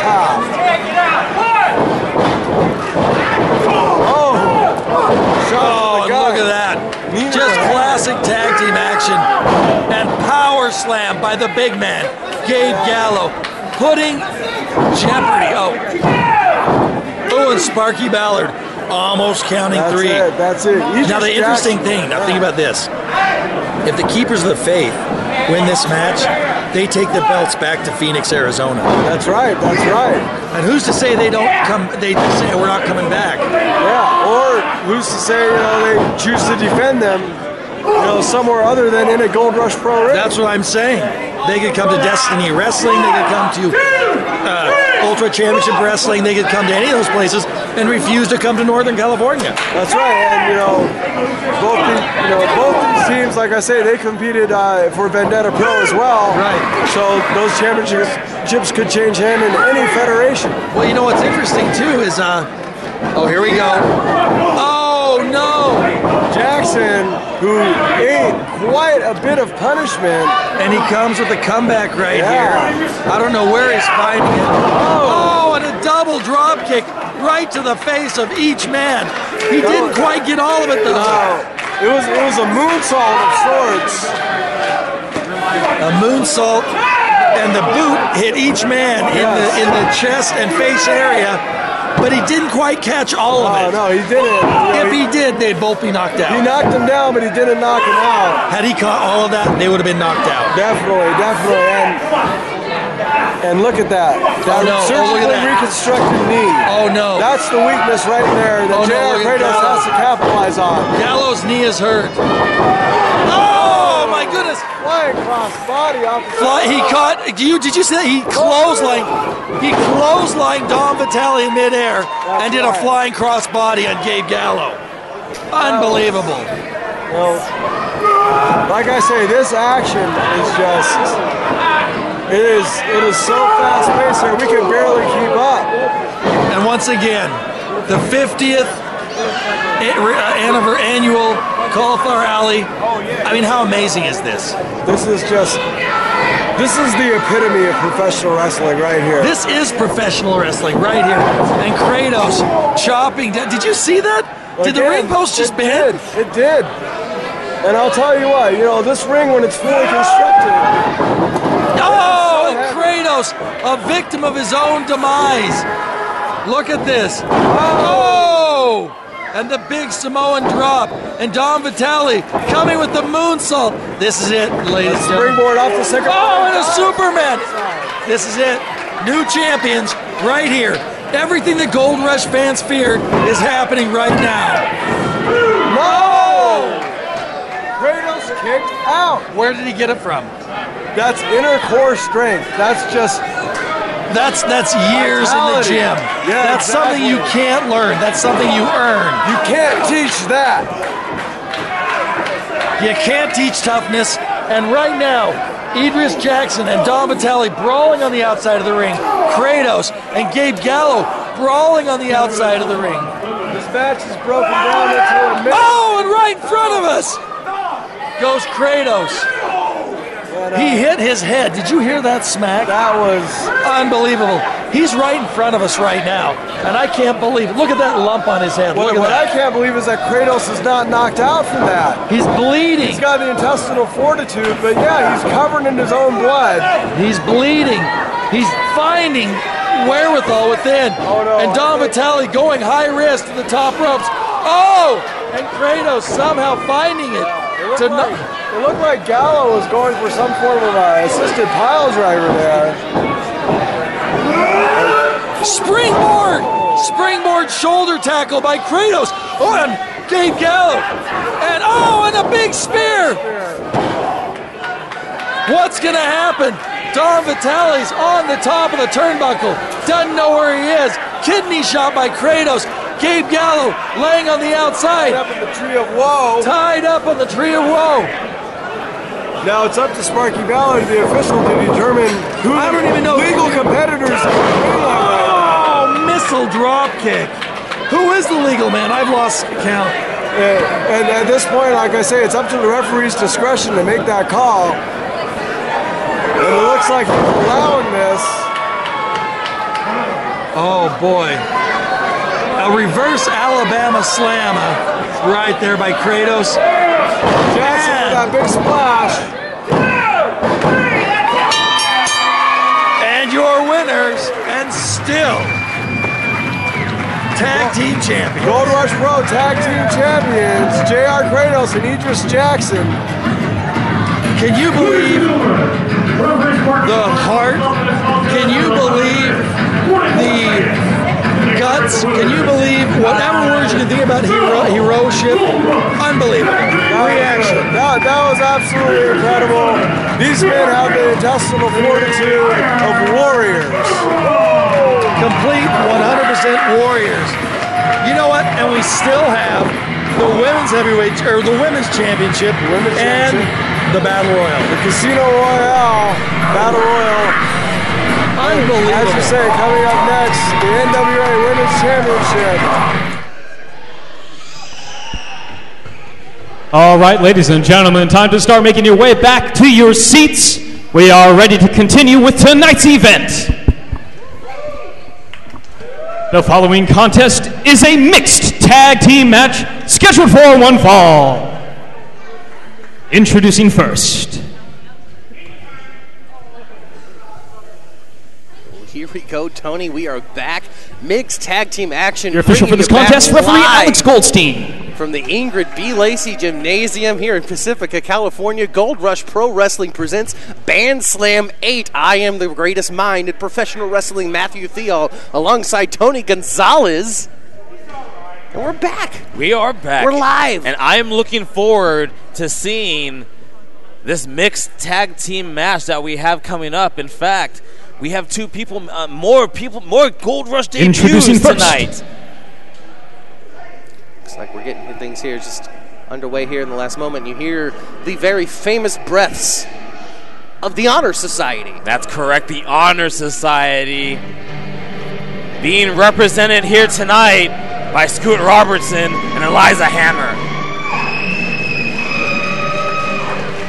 Representing the Honor Society, fighting out of the Nobuki-Kon Dojo, they are the team of Scoot Robertson and Eliza Hammer. Scoot Robertson, Eliza Hammer. We don't have a Sir Samurai here with us tonight, but that's all right. Taking on the honor of the Honor Society is going to be Scoot and Eliza Hammer. Now, Eliza Hammer was just with us last month at Heart of Gold from the Gold Mine when she made her Gold Rush Pro Wrestling debut, tag teaming with Sir Samurai. Now she's in another mixed tag team match here tonight with Scoot Robertson. You got to wonder, Sir Samurai definitely was was a mentor, someone that's taken a very close interest in her development as a professional wrestler. Wonder if she has the same relationship with Scoot. This Honor Society, first of all, a bit of a misleading name there, the Honor Society. You know, they like to play a little dirty, of course, being mentored by NorCal legend Sir Samurai. So you know we're going to be seeing a lot of Samurai influence with Scoot Robertson and Eliza Hammer. A lot of punishment. Absolutely. Listen, anybody who is in the Honor Society, if you are in the ring with them, they are going to hit you very hard. That is a known fact. Well, Eliza Hammer proved that. The last time that we saw her here, those strikes and that she was able to dish out are uncomparable, really. You know, she was taught well, but now coming out right now, he's one of the most popular men in Gold Rush Pro Wrestling. Coming straight from Hey, continuing to sing. That's fine. That's fine. I'll let him, I guess. I feel so unsure as I take your hand and lead you to the dance floor. You remember when we were kids and they would have those late night infomercials with something the in your eyes, the romance music comes to mind the silver screen and all its sad good. I wonder if maybe this guy here can get a Introducing first, straight from the Gold Club, weighing in at 215 pounds. He is the Filipino Dream, Johnny Dynamo. Johnny Dynamo, the man with the velvet voice. And the velvet ring gear. And the velvet towel toss. And the liquid velvet in the wine glass. That's correct. This man is pure velvet, not literally. And introducing his tag team partner. But he is a very dynamic competitor in this ring. And of course, his tag team partner, waiting here for a little bit, a moment of anticipation. But you hear that music come through, and there she is, your Lady Luck champion herself, Lisa Lace. From San Francisco, California, she is the reigning Lady Luck champion, the Heart of Gold, Lisa Lace.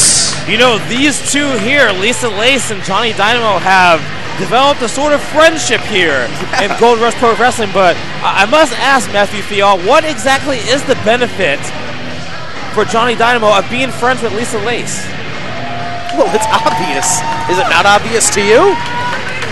I mean, they're both great competitors in that ring. They both have the heart and determination. Lisa Lace, of course, the reigning Lady Luck champion. I think that with a little bit of pressure onto you, you've been able to answer your own question. What better partner to have in there than a champion, the caliber of Lisa Lace? She came back from that knee injury and went straight for her goal of becoming the Lady Luck champion and accomplished it. And now the sky is the limit for Lisa Lace, having defeated Shotzi Blackheart to become the Lady Luck champion. She successfully defended also against Brittany Wonder, solidifying her reign as the Lady Luck champion. So, of course, it only makes perfect sense that Johnny Dynamo and Lisa Lace have become really good friends. They've got similar interests, might even be interested in each other. I don't know. Really? Possibly. Yeah. But we do know that after the match, Johnny Dynamo did come out to save Lisa Lace from the continued beatdown from Brittany Wonder. And there we go. The bell has rung. This match is on. Eliza Hammer and the Lady Luck champion are just exchanging blows there in the center of the ring. You know, Eliza Hammer would love nothing more to establish herself as a contender to Lisa Lace's Lady Luck championship. And if she were to get a pinfall victory over her tonight, you would have to consider her in the upper echelon of challengers for Lisa Lace. That is an unarguable fact, that if Eliza Hammer were to get the victory over Lisa Lace, that would do nothing but help her in the standings here at Gold Rush Pro Wrestling. But swinging neck breakers like that is exactly why Lisa Lace is your reigning champion. Going for the cover there, but Eliza Hammer muscles Lisa Lace over. Goes in for the tag now. Johnny Dynamo coming in. Lisa Lace distracting Eliza Hammer, and now we got a 2-on-1 attack now, and a double vertical suplex, sending Eliza Hammer down, and Scoot did not take kindly to that. Scoot with those tactics that we were speaking of earlier. You know, Sir Samurai taught him that one. Scoot had a whole handful of Lisa Lace's hair. Johnny Dynamo didn't seem to appreciate that. Lisa Lace coming off the ropes, and now wheelbarrow with Dynamo, sending Lisa Lace right into the midsection of Scoot Robertson. Scoot making his escape to the outside. And this team of Johnny Dynamo and Lisa Lace on fire early here tonight at BANDSLAM 8. The fight has been taken to the outside. Eliza Hammer sending Lisa Lace face first to the steel post in front of us on the far side of the ring. Scoot and Johnny Dynamo bringing the assault onto each other. Scoot just dumping Dynamo into the ring, into the waiting hands of Eliza Hammer.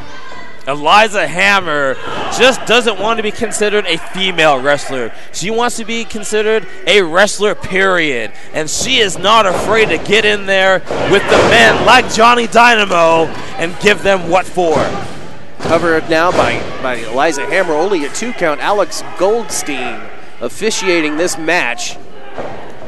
You're exactly right about what you were saying about Eliza Hammer just a moment ago. She loves to tussle it in there with the men on the Gold Rush Pro Wrestling roster. And someone else who loves to tussle with anybody in front of him is Scoot Robertson.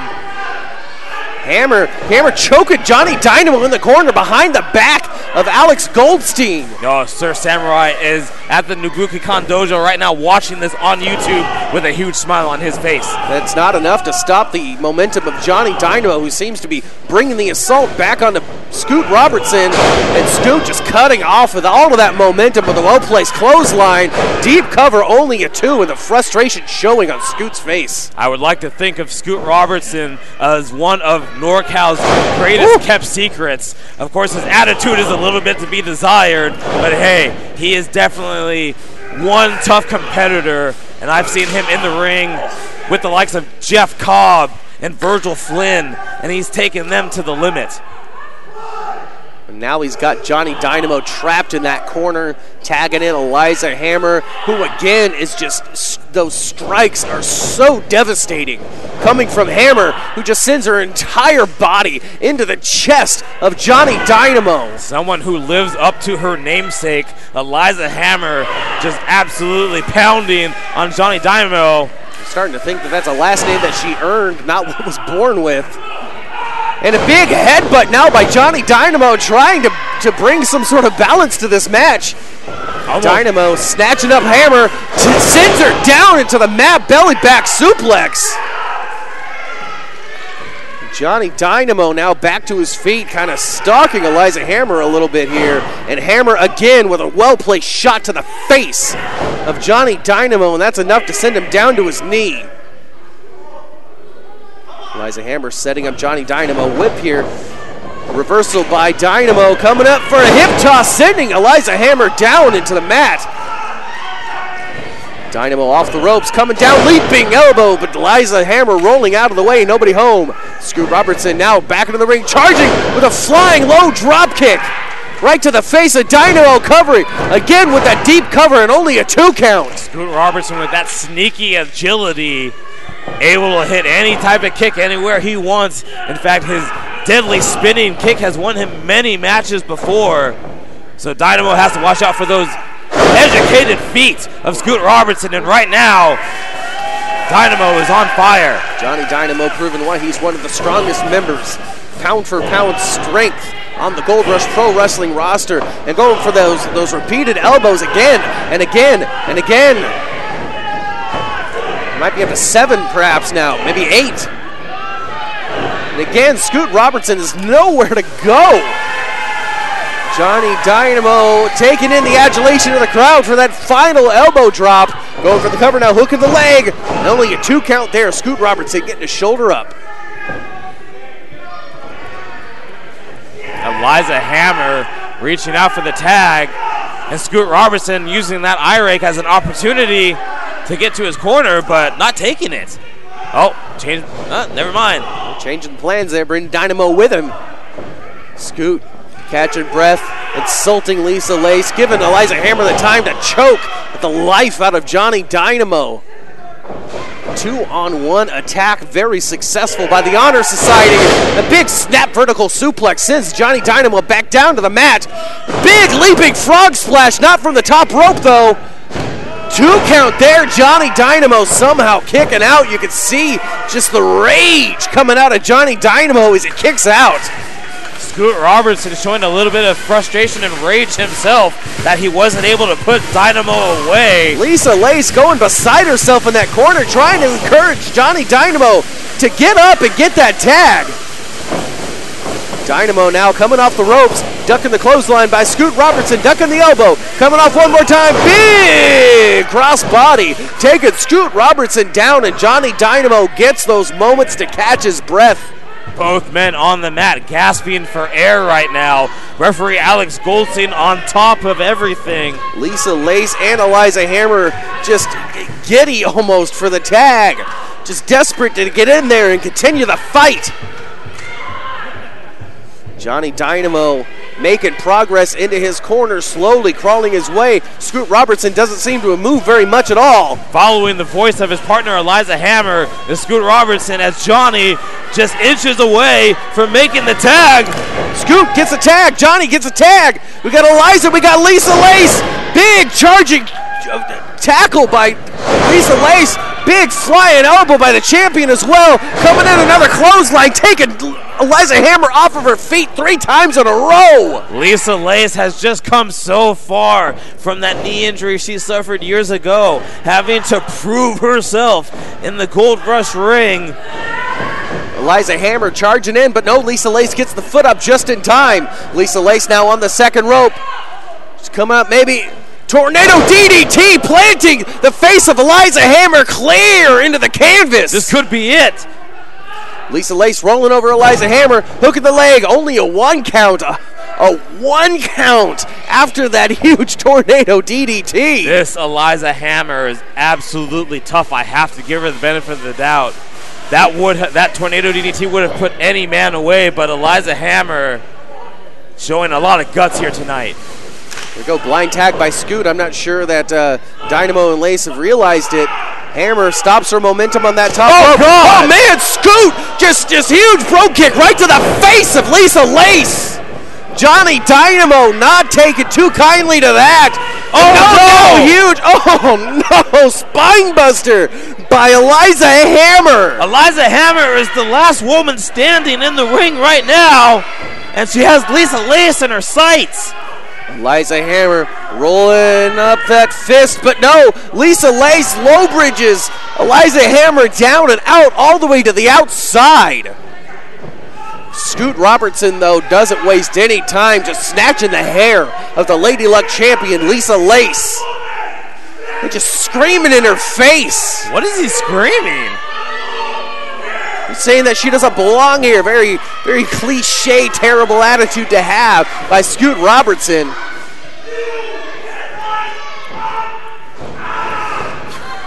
Lisa Lace having enough of Scoot Robertson's disrespect about her being in that ring.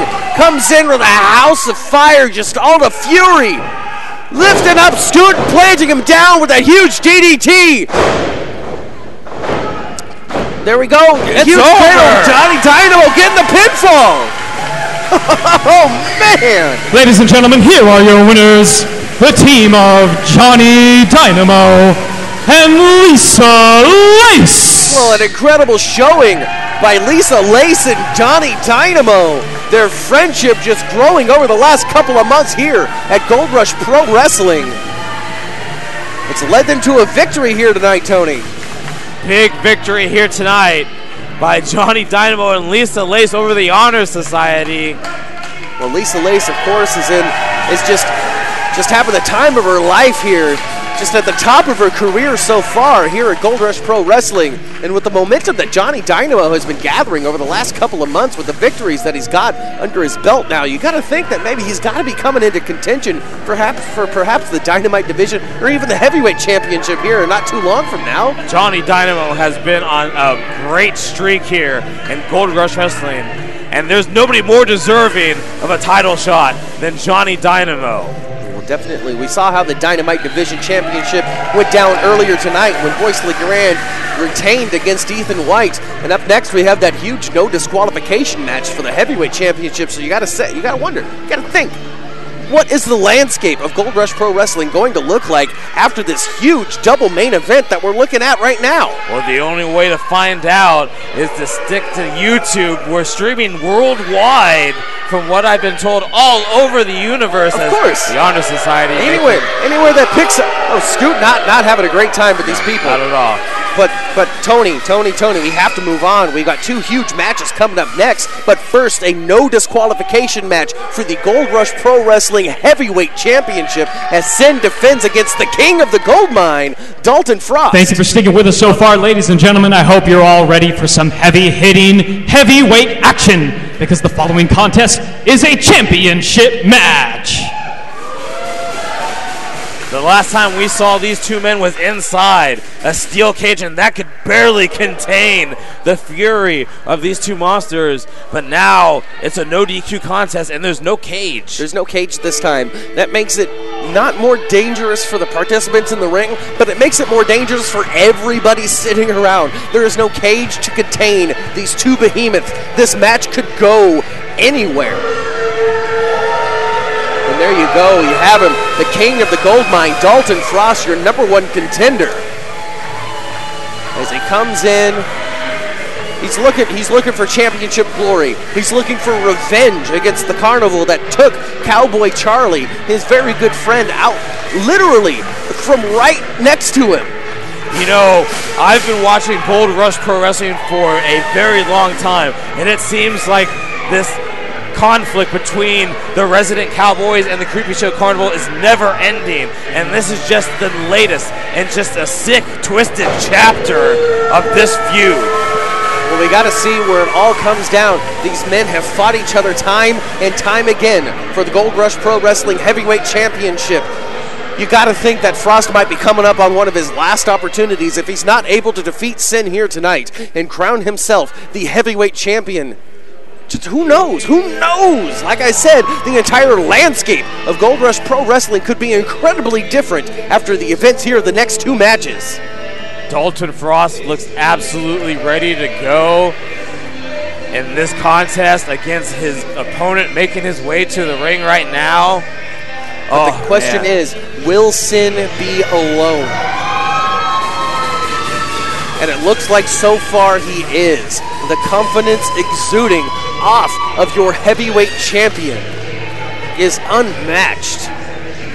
Synn just coming in. He has friends. He's got Jeckles the Jester. He's got Big B. He's got Monster Boy Charlie. But he's coming out here alone in this no disqualification match. this absolute monster Synn over the past 2 years has completely dominated Gold Rush Pro Wrestling, culminating in winning the Gold Rush Heavyweight Championship just over a year and a half ago, if I'm not mistaken. Well, just through my career here at Gold Rush Pro Wrestling over the last several months, he has stood up to the epitome of willpower in Will Hobbs. And he has lived to tell the tale and hold the championship still over his shoulder. He has survived a no disqualification Cage of Chaos match against your king, Dalton Frost. And again, he finds himself in another no disqualification contest for the Gold Rush Pro Wrestling Heavyweight Championship. A man who is more than willing to spill blood, whether it is his opponent's or his own, is Synn, the current reigning and defending Gold Rush Heavyweight Championship holder. And I don't expect anything different tonight in what I expect to be an absolute war. You gotta think that Synn, he's holding that belt proudly over his head, but I gotta wonder, does Synn really appreciate the accolade that is the Heavyweight Championship, or does he have it because he knows that the biggest and the baddest fights are going to be coming at him? The following contest is a no disqualification match scheduled for one fall, and it is for the Gold Rush Pro Wrestling Heavyweight Championship. Introducing first the challenger from the NorCal Corral, weighing in at 327 pounds. He is your 2018 King of the Gold Mine, King Dalton Frost.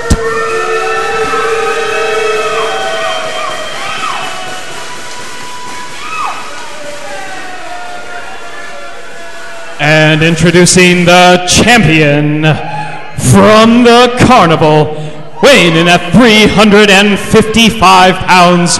He is your reigning, defending Gold Rush Pro Wrestling Heavyweight Champion, the God Killer, Synn.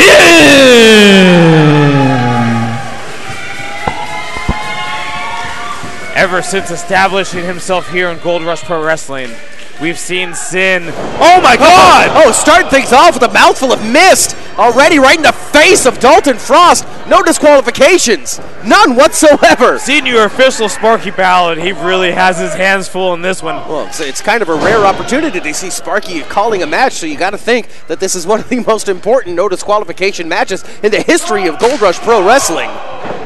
As I was getting ready to say before Synn spit out that mouthful of mist, he's gone through just a who's who here in Gold Rush Pro Wrestling. J.R. Kratos. He's fought off Willpower, Will Hobbs. Just, oh God. Oh man, face first. Sends Dalton Frost face first into that steel chair. Synn waiting for no time to introduce weapons into this match. He started things off with a mouthful of green mist, and now a steel chair to the spine of the challenger. And look at that, just stepping on the neck of Dalton Frost, as if he were just garbage on the ground. Frost and Synn, no strangers to each other, no strangers to just bring. Oh no! Oh, Synn did not take kindly to that Synn sucks sign on the outside, just ripping it in half, probably ruining that kid's day. That kid better watch his back on the way outside of the building. I'm just saying. Frost going face, no, shoulder first into the steel ring post. Again, Synn not wasting any time to bring just the utmost punishment to his challenger. Here we go, now he's got the chair. Just screaming at the fans in the front row, intimidating them, as well as the king, who's taking a steel chair right to the back. There is a young man in the front row who is completely frightened out of his mind right now because of this big, giant Synn and that shotgun-like blast to the, oh man. Oh no. Oh man, you can see the barricade shift with just the strike alone from Synn, who's got another steel chair. He's winding up, and oh, he's gotten over the back again of big Dalton Frost, the king of the gold mine, who's in a world of hurt in this championship match. He's not a man who regrets many things, Dalton Frost is, but I gotta wonder, I gotta think, maybe he's starting to regret this decision to get in this match here today. Dalton Frost is one of the toughest men out there, but how tough can you be when you're at the hands of the God Killer Synn? Oh no, oh no! Sending Frost over the top, and you see his hands got wrapped up in that barricade. He could have broken fingers. Synn just looking for more weapons of destruction, looking for more ways to bring the hurt to Dalton Frost. Going up to the time, he's going all the way to the back. Where's he going? All the way to the back. Frost. You can see Frost in the crowd there. Probably has no idea he is in the crowd. No, Synn coming back out from the entryway here. He's got a trash can. He's got a trash can. He seems to be looking for Frost. Oh, he just goes into the face of Frost.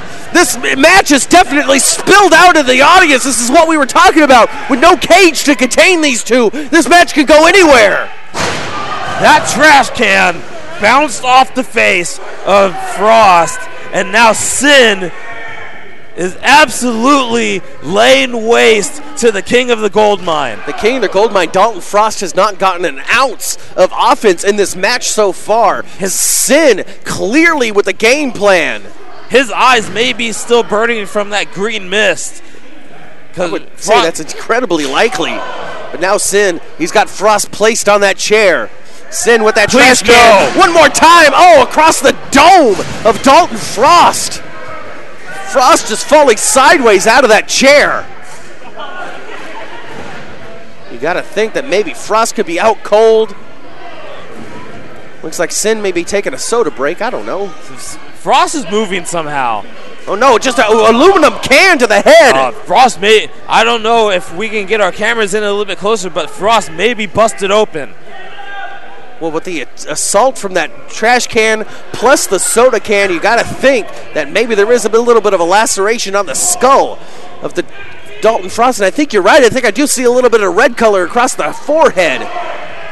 Dalton Frost, and we all know Sandman very famously busted his own head open with a beer can before every match. Yeah, but the Sandman, you know how dangerous those can be. The Sandman wasn't trying to bust his own head open with a trash can like Synn did to Frost. Definitely not.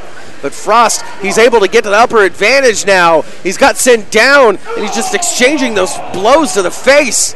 But Synn, well-placed kick right to the nether regions. Synn with a big little smile on his face, laughing, having a good old time. He's drawn first blood. We have just innocent people in the path of this carnage. Well, who's that? Who's that? The white face in the crowd? I've seen that. Are there that. Followers? Synn has many followers here. In fact, if you look over there, you see people with Synn signs. He does have followers. I don't know where these people come from. I'd rather not know where they come from or get to know them. But this man has a following. Whether he cares or not is another story. Synn, again, just searching for more weapons, more things to just beat the tar out of Dalton Frost. He's got a broom. It doesn't matter. It doesn't matter. Anything in the hands of Synn becomes a deadly weapon. Just a huge, just across the back of Synn with that hard wooden broomstick. Now he's choking out Frost and Sparky, making sure that the timekeeper knows that the match is continuing. That's not a submission. I see we have extra referees out there to try and shield the crowd from this absolute carnage that is taking place right now. Well, I can guarantee you Synn doesn't care if he happens to wallop a fan at ringside with that broomstick. Oh, Synn will fight anybody. He does not. Synn is not a human being. Synn is a cold, calculated monster. He's a god killer. Are they going outside? I don't know if we have any cameras in the back to catch us on the outside. No. Synn just closing the door in the face of Dalton Frost. I've never seen that before in a hardcore match. Someone actually using a door on his opponent. A little bit of a measure of revenge from Frost as that broomstick finds its place well between the legs of Synn. If they break that broomstick, do we have to pay for it? Probably. Oh, man. Please don't break that broomstick. Frost now going to choke the life out of Synn on the outside with that broomstick. Excellent work by the cameraman. He's just got himself teetering on the ropes of the ring here, trying to get a best angle as possible for you, for all of you at home watching on YouTube. Frost favoring his knee just a little bit. May have twisted it somewhere along the way. Well, so much has happened to Frost in this match. Oh no! Dear God! Frost, one hand alone, sends Synn flipping into the chairs on the outside. Even as beat up as he is, Frost with the power still to be able to throw the big 300-pounder into the first row. Even at half power, Dalton Frost is still twice as strong as your average man. They don't call Dalton Frost the force of nature for nothing. No, absolutely not. He's earned plenty of nicknames over his career.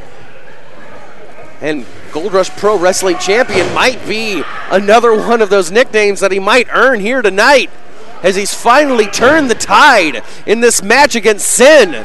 He's getting some offense now on the outside, smashing the face of Synn right into the ring apron. These fans finally making their way back to their seats. Finally feeling safe enough to do so. But how safe are they really? At any time, this thing could spill right back over that barrier. But for now, things seem to be contained in the main event area here of the Ingrid B. Lacey Gymnasium. Frost sending Synn shoulder first into that steel post. Steel post getting a lot of use here tonight. Now Frost is the one looking for weapons. Is that a trash can lid? He's got the lid to that trash can that he took the beating of from earlier. Shot to the midsection, shot to the gut, and a well-placed shot to the back, sending just those waves of pain down the spine of the Gold Rush Pro Wrestling Champion, Synn. You can feel the shock waves of that shot to the back of the champion from over here, as they're finally back in the ring after who knows how long. Frost in the center of the ring. He's setting up that chair. He's propping it up. What does he have in mind for Synn, the God Killer, the champion himself, reeling over the assault from Dalton Frost? Forearm to the face, two of them, making Synn teeter, but not quite enough to send him down. Another shot to the head by Dalton Frost. Drop toe hold! Synn gets a drop toe hold onto Frost, who goes face first into that steel chair. That may be the actual first wrestling hold we've seen this entire match. Probably. It might be the last. Probably. But Synn, he's taking... What is that? He took the chain off of a fan. He took somebody's necklace. That's one of his followers. He just took that chain off of. Oh, she's so happy to give it up for him. She's got a big old smile on her face. Oh, what does it mean if we start recruiting fans into the carnival? This is no good. He's got a handful of pearls. Pearls to the skull. Pearls to the skull. Did the fans bring some weapons for Synn? Hey, can we get somebody to check those signs? Those signs might be loaded. Those signs might be actual stop signs covered up with cardboard. I'm not joking. Pearls to the back, and now he's choking the life out of Dalton Frost with that necklace. Sparky in excellent position, making sure that he's there for any sort of indication of a submission. I know this is a no DQ match, but this is definitely not a fans bringing the weapons match at all. Might have to do a little bit better security screening at the door to make sure that the followers of the carnival in the audience aren't providing more ways to bring the beat down.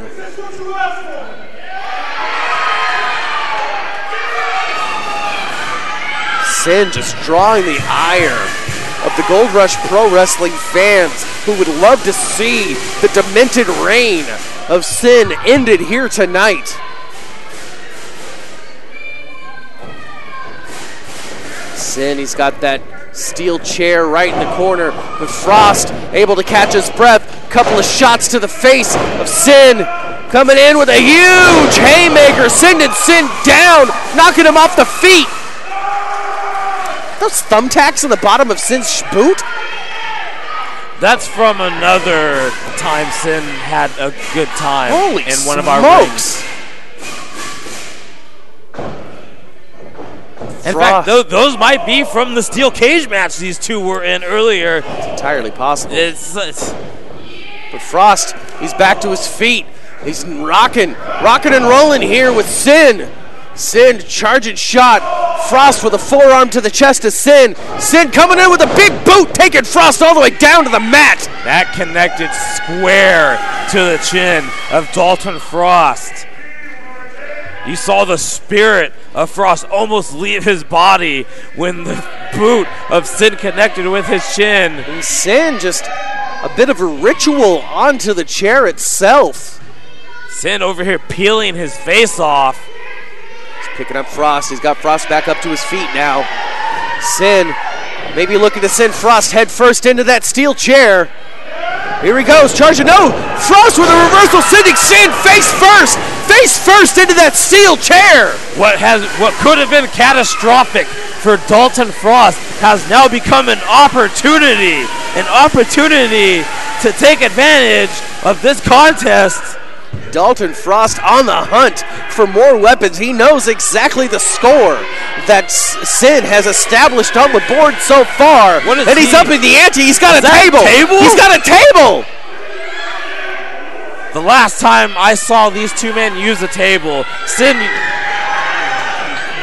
used a broken piece of table to basically nearly kill Dalton Frost. And now they are bringing another table into the fray. A table very famous in these no disqualification contests that Synn finds himself in. You remember when he battled Will Hobbs, that table didn't even break. This match that already was ugly is about to get just as much uglier as it was before. Oh man.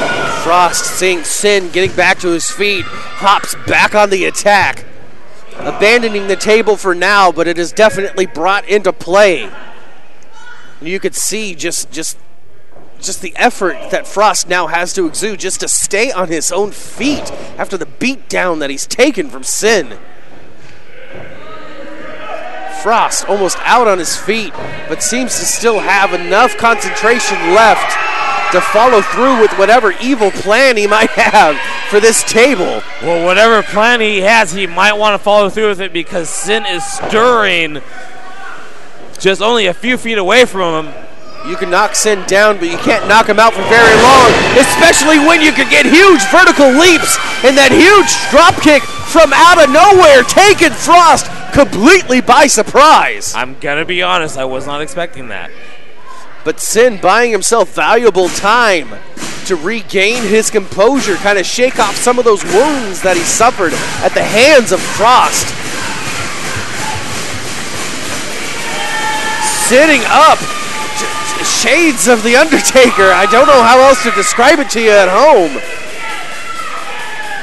Frost just needing that table to even get back to his feet, but Synn doing it all on his own. Synn coming, charging in. Frost doesn't have anywhere to go. Synn coming one more time. No, huge power slam. That power slam shook this entire building. The power slam from nowhere. As Dalton Frost desperately gets that slam onto the champion, and he looks to be trying to cross. Oh no. No, come on. Oh, we got the carnival out here now. We saw them decimate earlier in the Look, here comes the War Pig. Here comes the War Pig. War Pig Jody making his presence felt. War Pig Jody and Dalton Frost, of course, old-time friends. And it seems as though Jody Christopherson is not going to allow this assault. But no, Charlie's on the inside. Charlie's got the back. Frost now realizing who was on his back. Frost not wanting to hurt Charlie. Frost trying to jog Charlie's memory. It's Synn. Oh no, Charlie taking off 400 pounds of Synn. Frost sending Synn through the table. Through the table. Synn goes. Frost with the cover. Frost with the cover. It's over. We have a new champion. I don't believe it. Ladies and gentlemen, here is your winner and the new Gold Rush Pro Wrestling Heavyweight Champion, Dalton Frost. I cannot believe it, Tony Gonzalez. We have a brand new Gold Rush Pro Wrestling Heavyweight Champion. Finally, Synn has been dethroned. Dalton Frost has become the new Gold Rush Pro Wrestling Champion. The king of the gold mine has ascended to championship status here tonight at BANDSLAM, right here at IBL in Pacifica, California. Oh my God, Dalton Frost. The plans of the carnival backfiring due to the assistance of the war pig Jody Christopherson. It seems as though you could take the Sons of Texas out of Texas, but they're still brothers. Dalton Frost, I just still can't believe it, and Synn is still down and out in the center of the ring. Oh, we got an emergency. We got Charlie's being carried out. Poor kid, which is absolutely demolished. But in the end, we do have a new Gold Rush Heavyweight Champion, the king of the gold mine, Big Dalton Frost, ending the reign of the God Killer Synn here tonight. I cannot believe my eyes, and we've got all of the Gold Rush Pro Wrestling officials out here now checking on the condition of Synn. If there's an update to be given, I'll definitely hand it out to you when it comes across my desk. But for now, Dalton Frost, once again, winning the Gold Rush Pro Wrestling Heavyweight Championship here at the Ingrid B. Lacey Gymnasium at BANDSLAM 8. Man, what a contest. Wow. Unbelievable. One of the best main event no disqualification matches I have ever seen, especially right here at Gold Rush Pro Wrestling. And as we try to scrape Synn off of the mat, we've got another huge second main event ready to go for everyone, as we have a huge battle royal coming up. But before we get there, remember how it all started. The Gold Rush Pro Wrestling Tag Team Championship was on the line, and it was retained by the Grapplers, who revealed themselves to be who? Rick Luxury and MPT. I cannot believe it. I saw Rick Luxury quit right before my very own eyes, and MPT walked away from in-ring competition, and now here they are, prime time personified, the reigning Gold Rush Tag Team Champions. And of course, Derek Slade defended the Gold Rush Golden Horseshoe against 3 others in an elimination match in which he held it all. He was able to defeat Keita Murray there at the very end to retain that Golden Horseshoe. We also saw a huge 6-man tag team match. The Carnival, of course, was able to get the win on that. They're not around anymore, are they? No. I think, well, we might see them here again in the main event. The Dynamite Division Championship was retained by Boyce LeGrande. We saw mixed tag team action, and we saw this huge no disqualification match that ended with a brand new heavyweight champion in Dalton Frost. We have a very angry man in front of us right now. It's fine. Hopefully he's going to stay focused on the way to the back. But we have a huge, gigantic main event in which everything is on the line for the participants. That's right, the stakes are high. The winner of the BANDSLAM Battle Royal. Oh, there you have it, folks. We have a new heavyweight champion. Let's give a round of applause to Dalton Frost. The number one contender to the Gold Rush Heavyweight Champion. Essentially, they can take now, give us just one quick moment while we clean up this ring so we can get started with our main. But they don't have to. Incredible. Many of the wrestlers that you were able to see here today are going to be back here for this main event. Who knows how it's all going to turn out? I personally don't know. It is every man for himself, every woman for himself, entirely possible. But we're not going to wait too much longer to get to that. We're doing some final minor cleanups here as we get rid of the rest of the table debris. And we're coming up hot here, the main event. Basically how this works, Tony, is 2 people are going to enter. Every minute thereafter, a new participant will join in this battle royal. Elimination occurs when you are thrown over the top rope and both feet touch the floor. Once all entrants have come into the ring, and it comes down into the finals, and one last man will be standing tall and will have earned the right to hold the BANDSLAM Cup and earn the right to face, well, I guess it's going to be Dalton Frost for that Gold Rush Pro Wrestling Heavyweight Championship. My God, Tony, that no disqualification match, I still can't get over it. I cannot believe what we saw in that. The adrenaline has not worn off from me from that match. It's absolutely it brought me to my feet. Wait a second. I think we might be on it. Wait. Oh, no. What? No, this is great. No. Look at him. I was hoping we were going to see Alexander G. Bernard here tonight. Alexander G. Bernard, a man who's been licking his wounds as of late. Of course, as we have recapped before, losing that cage match to Ethan White at the Golden Rule, and then just recently at our last event, Heart of Gold, losing a singles contest to Johnny Dynamo.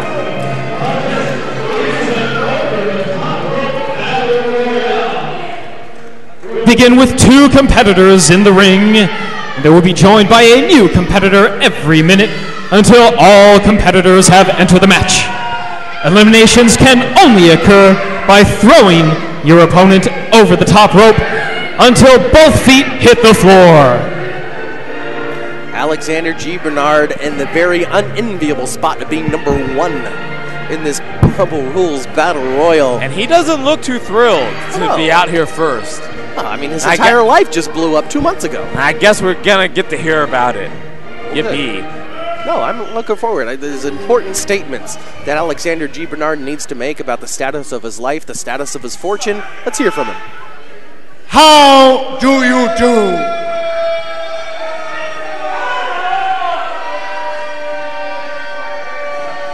For the unacquainted, my name is Alexander G. Bernard.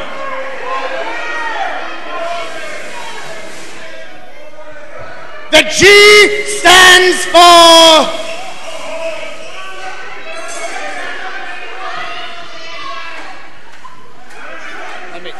let me try this again.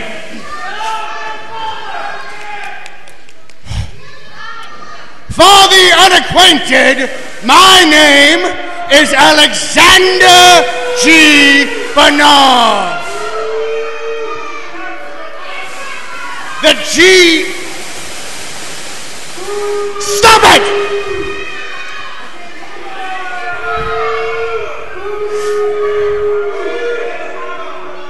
I apologize, I'm somewhat out of sorts. The moment before my music hit, I was pulled aside by a Gold Rush Pro Wrestling official, and I was informed that because it has been 2 years and 7 months to the date since my last victory at Gold Rush Pro Wrestling, that I have been placed under a performance review. Just because I've had a bit of a cold streak for the last 2 years does not mean to put on a performance review while you fill your roster with second-rate versions of me, imitators, falsehoods, women, other people that do not deserve their place while I must be evaluated.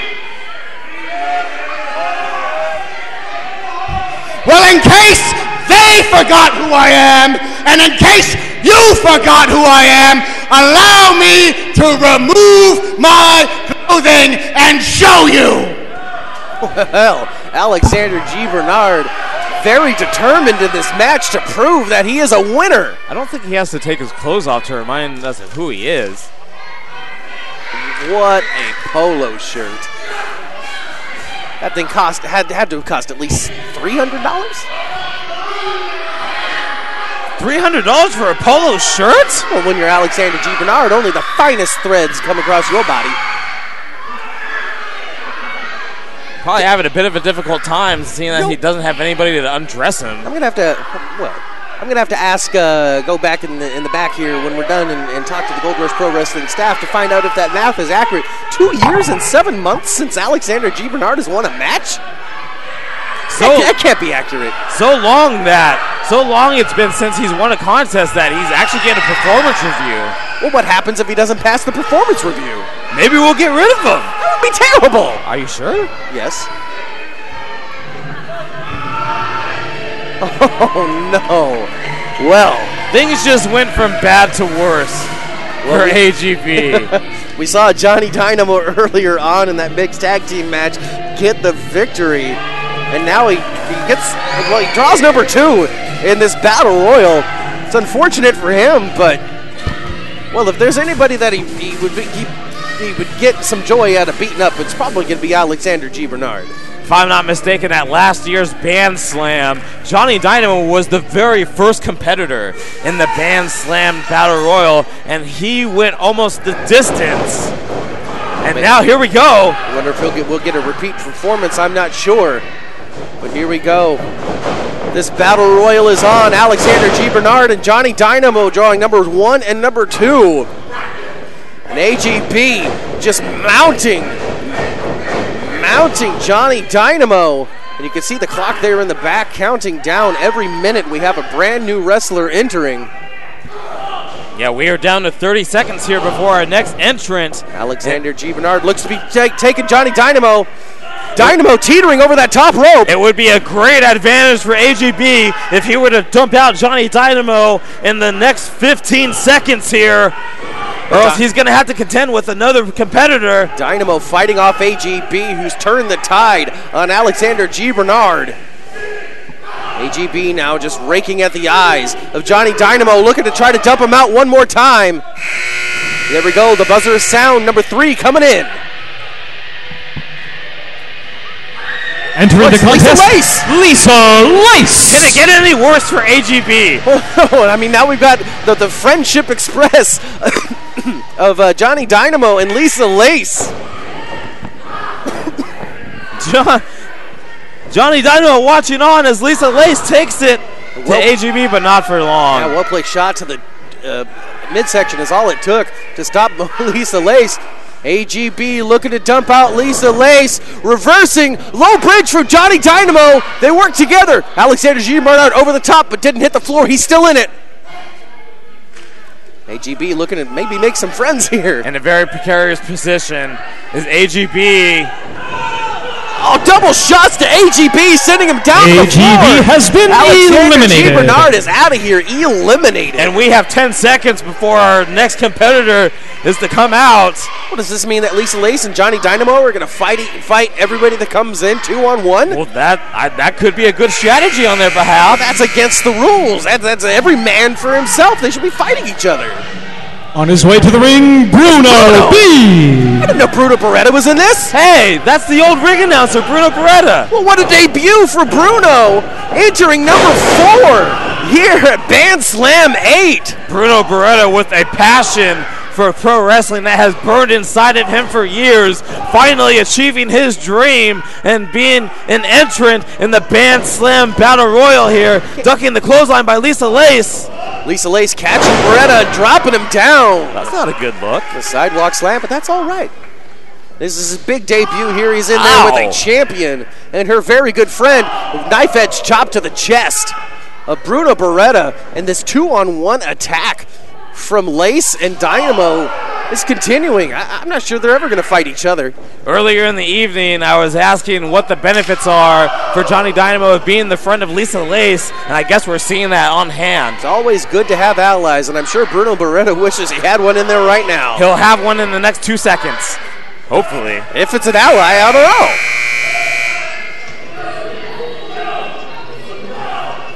Beretta fighting off as we got our on next his way to the ring, Dominic Teixeira. Dominic Teixeira, earlier in the night, first eliminated in that Golden Horseshoe elimination match, but now has a second chance here at capturing glory. just allowing Lisa Lace to slap him. Did he say? He asked for a kiss. So technically, you kind of deserve that. Well, Dominic Teixeira rolled underneath the bottom rope. He is not eliminated in this match. He is still an active participant. Clearly, he wants no part of Lisa Lace, does Dominic Teixeira, especially after what he tried to pull, which is kind of a douchebag move. Lisa Lace now going to the rescue of Johnny Dynamo. Bruno Beretta lifting that leg of Dynamo up onto that top rope. Lace now shoulder block right into the chest. And it looks like Dominic Teixeira has graced us once again with his presence back in the ring.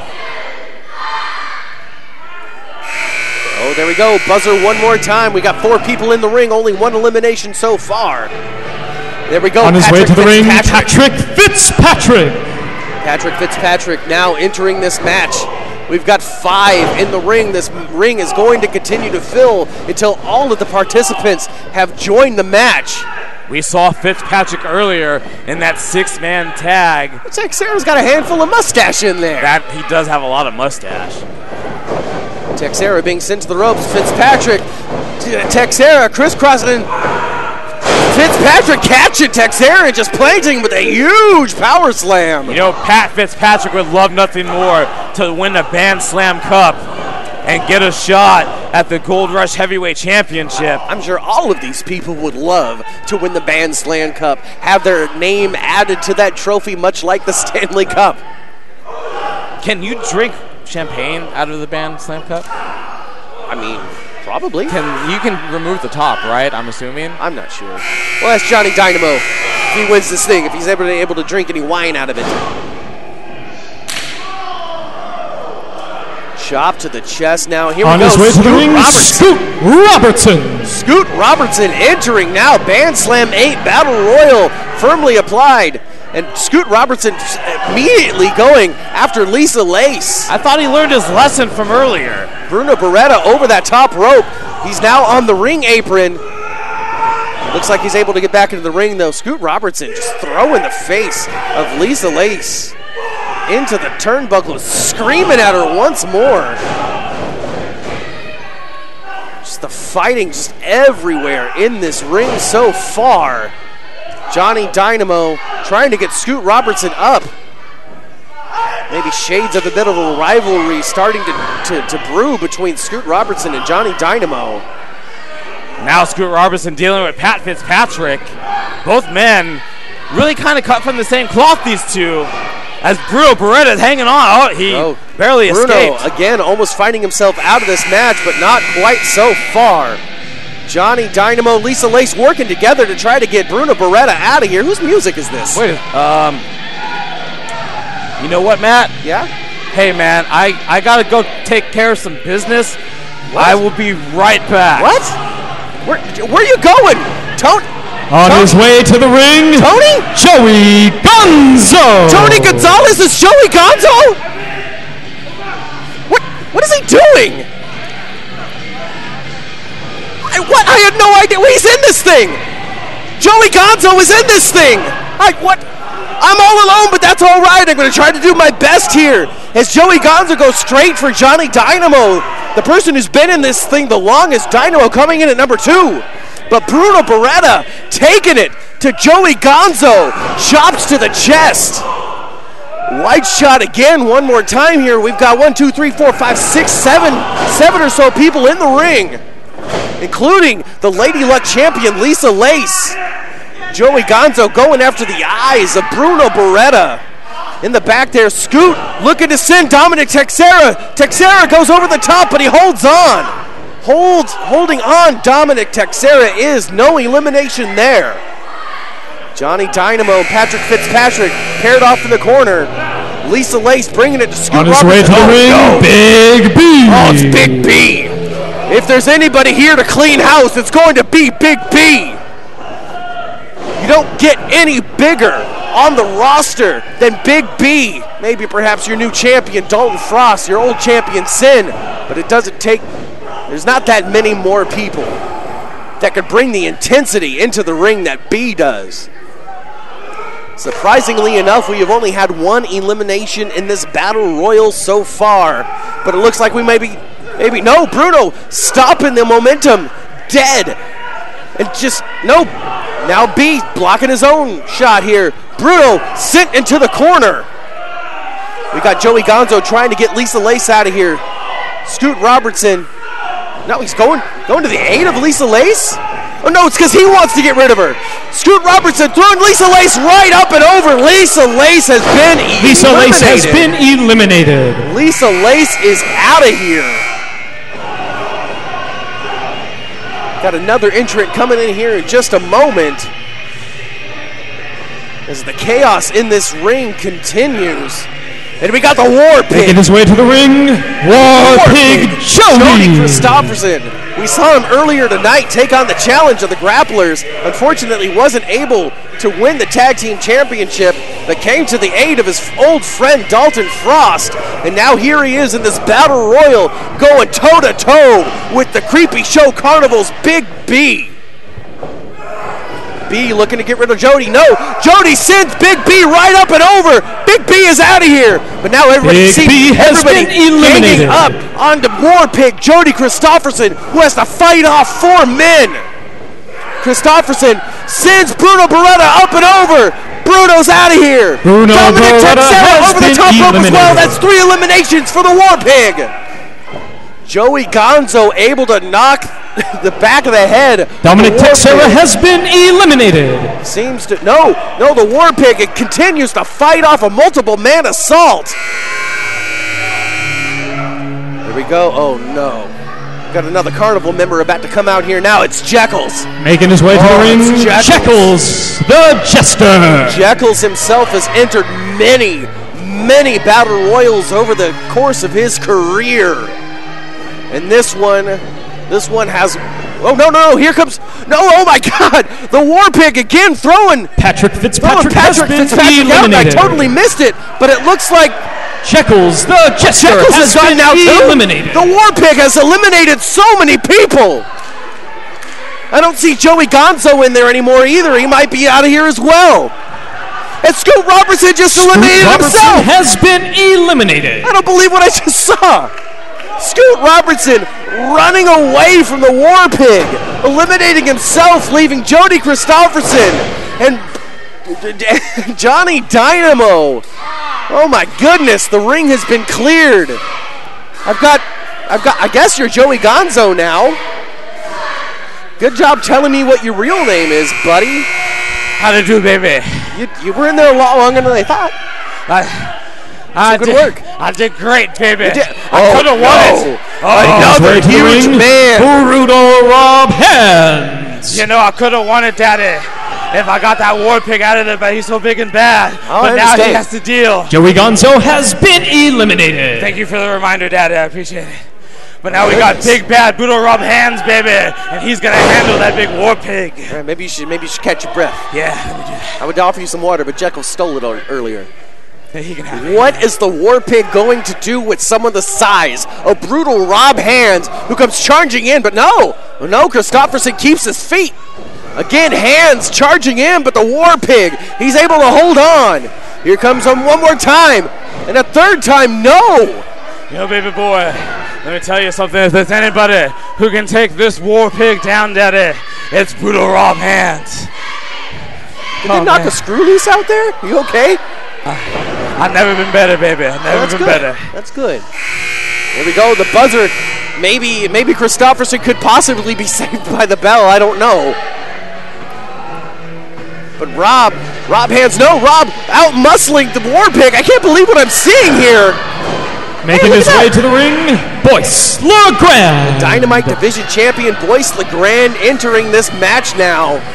As Brutal Rob Hands teeters on that top rope. Johnny Dynamo coming in for the assistance, but the weight of Rob Hands just might be a little bit too much for even 2 men.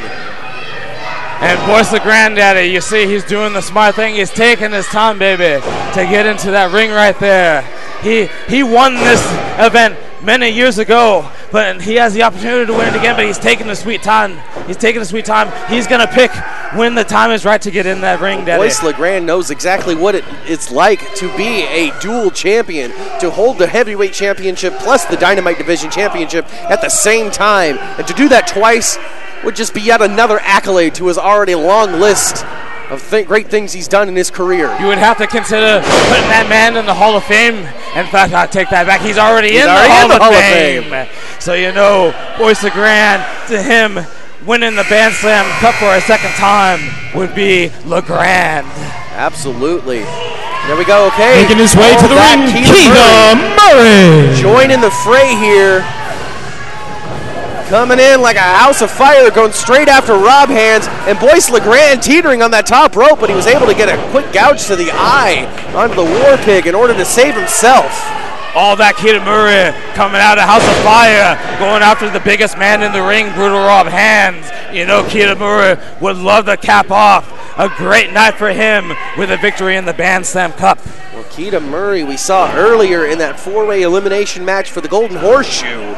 Again, he wasn't able to take that away from Derek Slade, but another chance for him here tonight as he gives an elbow right to the face of Johnny Dynamo. Dynamo being in there for the longest out of everyone so far. Number 2 entrant, if I remember correctly. That is correct. Johnny Dynamo! Oh, man! And Keita Murray might not remember where he is, Daddy, after that whammy line by the bad boy, Boyce LeGrande. Boyce LeGrande being taken down to the mat by Johnny Dynamo. We got 5 members in the ring so far, and here we go. Making his way to the ring, Brandon Humphrey, who took a beating in that 6-man tag against the Carnival earlier tonight. And you can see those injuries still prevalent on his face. That man has Jeckles' handprint all over him, literally. Might as well tattoo it onto his chest at this point, and a big boot takes Keita Murray down. Speaking of tattoos, he just tattooed Keita Murray with that big boot, and then going after the biggest man in the ring, Brutal Rob Hands. Oh, you shouldn't have done that, Daddy. Not a good idea. Brutal Rob Hands with a huge headbutt to the face of Brandon Humphreys. We've got Johnny Dynamo taking it to the Dynamite Division champion up in the upper left corner of your screen. And now Brutal Rob Hands just taking it to the face of Keita Murray. Boyce LeGrande could be looking at his future right there in Johnny Dynamo. Johnny Dynamo could be the next in line for a Dynamite Division Championship shot, baby. Kicking off Lucian Light, making sure that he doesn't get involved in this battle royal. Johnny Dynamo's got a handful of Boyce LeGrande's nipples. I believe that is a handful of nipple, baby, that you see right there. He's trying to milk Boyce LeGrande. Okay. The buzzer one more time. Making his way to the ring, Luxury. Wrestling personified Rick Luxury entering this battle royal, going straight after Humphrey and sending Brandon Humphrey up and over. He's out of here. Humphrey has been eliminated. Rick Luxury looking more confident than ever, Daddy, ever since revealing his identity. We all thought he quit just a few months ago, but he's back, baby, and he's here to wreak havoc in this BANDSLAM Battle Royal. Big choke slam by Brutal Rob Hands, and you were saying Rick Luxury hasn't looked more confident, and that's what happens when you put a championship belt around the waist of Rick Luxury. He becomes, the most cocky man you've ever met. That man is practically naked without a championship belt, Daddy, and don't nobody want to see Rick Luxury naked. Luxury, he's got Dynamo in a very dangerous position. Dynamo holding on with dear life, trying to make sure he doesn't get dumped out of this battle royal. Keita Murray being whipped by Boyce LeGrande, ducking the clothesline, charging in, and Murray gets, holy cow, Keita Murray eliminates the Dynamite Division champion. Eliminated. Keita Murray was possibly the biggest upset in the battle royal so far, as Ethan White makes his way into the ring here. Well, now Keita Murray could always say that he threw out the Dynamite Division champion. That might mean big things for Keita Murray, Daddy. And Boyce LeGrande's still down on the outside. He might have gotten a shoulder injury from being thrown out. And Johnny Dynamo so dangerously close to being eliminated by Rick Luxury. Johnny Dynamo, the number 2 competitor in this battle royal. You know he has to be feeling the pain. He's been in there for over 15, 20 minutes maybe, fighting off challenger after challenger, as Ethan White taking it like a house of fire to Rick Luxury. A knee to the face of Luxury by Ethan White. Ethan White not successful in his Dynamite Division Championship match earlier here tonight. But again, with everyone else has an opportunity to turn in. Look at this. Look at Rick. Look at Rick's feet. Rick Luxury so close. Very close. Johnny Dynamo trying to break that grip, but not able to do so. We got the buzzer one more time. Making his way to the ring, Mr. Primetime, MPT. Grappler number 3 or 5 or whatever. It doesn't matter what grappler he was. That is Mr. Primetime. The other straight for the defense of his tag team partner. The other half of Primetime personified, coming to his partner's aid here in this Grand Slam or this BANDSLAM Battle Royal. War Pig Jody still in the ring along with Ethan White, Brutal Rob Hands, and Keita Murray Daddy.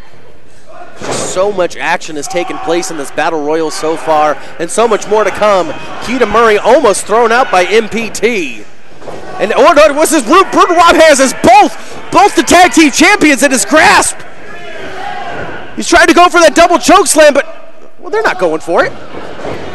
And no, they're throwing him up and out. There we go. Brutal Rob Hands has been eliminated. And there's the advantage that MPT and Rick Luxury have as the only team left in this BANDSLAM Battle Royal. They can watch each other's backs and help each other out with elimination. We got to see if maybe some other people might pair up. Making his way to the ring, Derek Slade. Excuse me, Derek Slade. Ethan White is already in there. Derek He's Slade going straight after Ethan White. And he throw Ethan White right Ethan out. White has been eliminated. Like nothing, and going straight after MPT. Derek Slade wasted no time in this Battle Royal, eliminating Ethan White, and then going after his mentor, MPT. Well, Derek Slade earlier tonight said he didn't need MPT anymore since MPT was too busy being the tag team champion. And he's showing him just why he don't need him no more. Ethan White doesn't look very happy. Keita Murray has been eliminated. Also has been dumped out of here. He may have been dumped out, but he made a big impact in this Battle Royal. A huge one that Boyce LeGrande will not forget. You know that Lucian Delight and Boyce LeGrande will not forget that anytime soon. So many people have come through here. I've totally lost track of everybody's name. Johnny Dynamo still in this Battle Royal. Having entered at number 2. And he is just in the corner trying to catch his breath. Who's coming out now? There we go, Mike Matthews, the Angel making his way to the ring, Mike Matthews. Mike Matthews charging in now here tonight, going straight to the top rope, flying through the air and catching the 2018 Young Lions Cup champion. Here we go, MPT trying to get rid of Matthews early, quick. Rick Luxury going for the aid. But Mike Matthews trying to get the cat. Oh, he's got the head. And looks like Derek Slade's going to help him. Rick Luxury's got the legs. His tag team partner. Mike Matthews muscles himself back into the ring. Head scissors still on. Oh, and he gets tossed out. Mike Matthews has been eliminated. Derek Slade taking out MPT. Has been Rick Luxury throwing out Derek Slade. Has been eliminated. Eliminations, Daddy. 3 out, 3 in a row, one after the other. We got Rick Luxury, the War Pig Jody. And one more competitor. Just one? One more. I think, I might be wrong. Oh, I have no idea. Oh no. Oh no. It can't be. No, he hasn't had time. Synn don't need time, Daddy. He just needs How is Synn on his feet? Soon. Well, I don't believe it. This whole game has just changed, Matthew Theall. The big monster, the God Killer Synn, making his presence felt as possibly the final entrant in this Battle Royal. Well, I'm not 100% sure here. We're going to see in the next minute. No, we don't have another countdown. This is it. This is the final 4. Synn, Johnny Dynamo, the War Pig Jody, and wrestling personified Rick Luxury. One of these 4 men will take home the BANDSLAM Cup and the #1 contendership for the Gold Rush Pro Wrestling Heavyweight Championship. Oh, Dynamo over the top rope there. Johnny Dynamo has survived every entrant in this match so far. All he has to do is last 3 more. No! Johnny Dynamo has been eliminated. And now Rick Luxury has been eliminated. War Pig Jody taking out wrestling personified Rick Luxury. And once there were 4, now we're down to 2. Oh, Daddy. And Jody We're gonna one-on-one. We're gonna get funky like a monkey here tonight, baby. We got the big God Killer Synn and the War Pig Jody. One of these two men is gonna go home with the BANDSLAM Cup, daddy. And who is going to do it? Will Jody burst back onto the scene of Gold Rush Pro Wrestling and earn the right to face the champion, or will Synn find a way to get his revenge against Dalton Frost? Christofferson coming, charging with a cross body, but Synn doesn't even move, and Synn went through a table not 30 minutes ago. Absolutely amazed that Synn was not budged by the big war pig, Jody Christofferson, and now here we go. Synn looking to make quick work of Jody Christofferson, the war pig. He's up against those ropes. Here comes Synn. Synn charging in. Christofferson, low bridge. Synn goes out. Christofferson's got it. Has been eliminated. The War Pig, Jody Christofferson. Your 2019 BANDSLAM Cup winner is the War Pig. The War Pig, Jody Christofferson has done it. He has eliminated Synn. The War Pig is your 2018 BANDSLAM Cup winner. I don't believe it. And Jody Christofferson, the War Pig himself, cannot believe it either. What a return to Gold Rush Pro Wrestling. Jody Christofferson was in wrestling exile 1 year ago, and now here he is standing on the top of the mountain as the 2019 BANDSLAM Cup winner. Well, what does this mean, Joey? Earlier tonight, we saw Jody Christofferson come out to save Dalton Frost, and now he's got that cup in his hand, which means that he could challenge Frost for that championship if he wanted to. Things is about to get real interesting in Gold Rush Pro Wrestling, Matthew Theall. And it starts tonight here at the BANDSLAM Cup with your winner, the War Pig Jody. Well, thank you very much for joining us here today. This, ladies and gentlemen, has been BANDSLAM 8. Thank you so much for joining us. The War Pig Jody Christofferson winning the BANDSLAM Cup Battle Royal. We saw Dalton Frost win the heavyweight championship from Synn. We saw you debut in that ring in that Battle Royal. How'd I do? You did all right. Okay. You lost, but you did all right. Well, thank you, everyone, for joining us. We are going to see you in February. I don't have the date in front of me, but stay tuned to Gold Rush Facebook as well as Gold Rush YouTube as we continue to bring to you that hot Gold Rush Pro Wrestling action. I am Matthew Theall, the greatest mind in professional wrestling. This was Joey Gonzo, and we'll see you next time.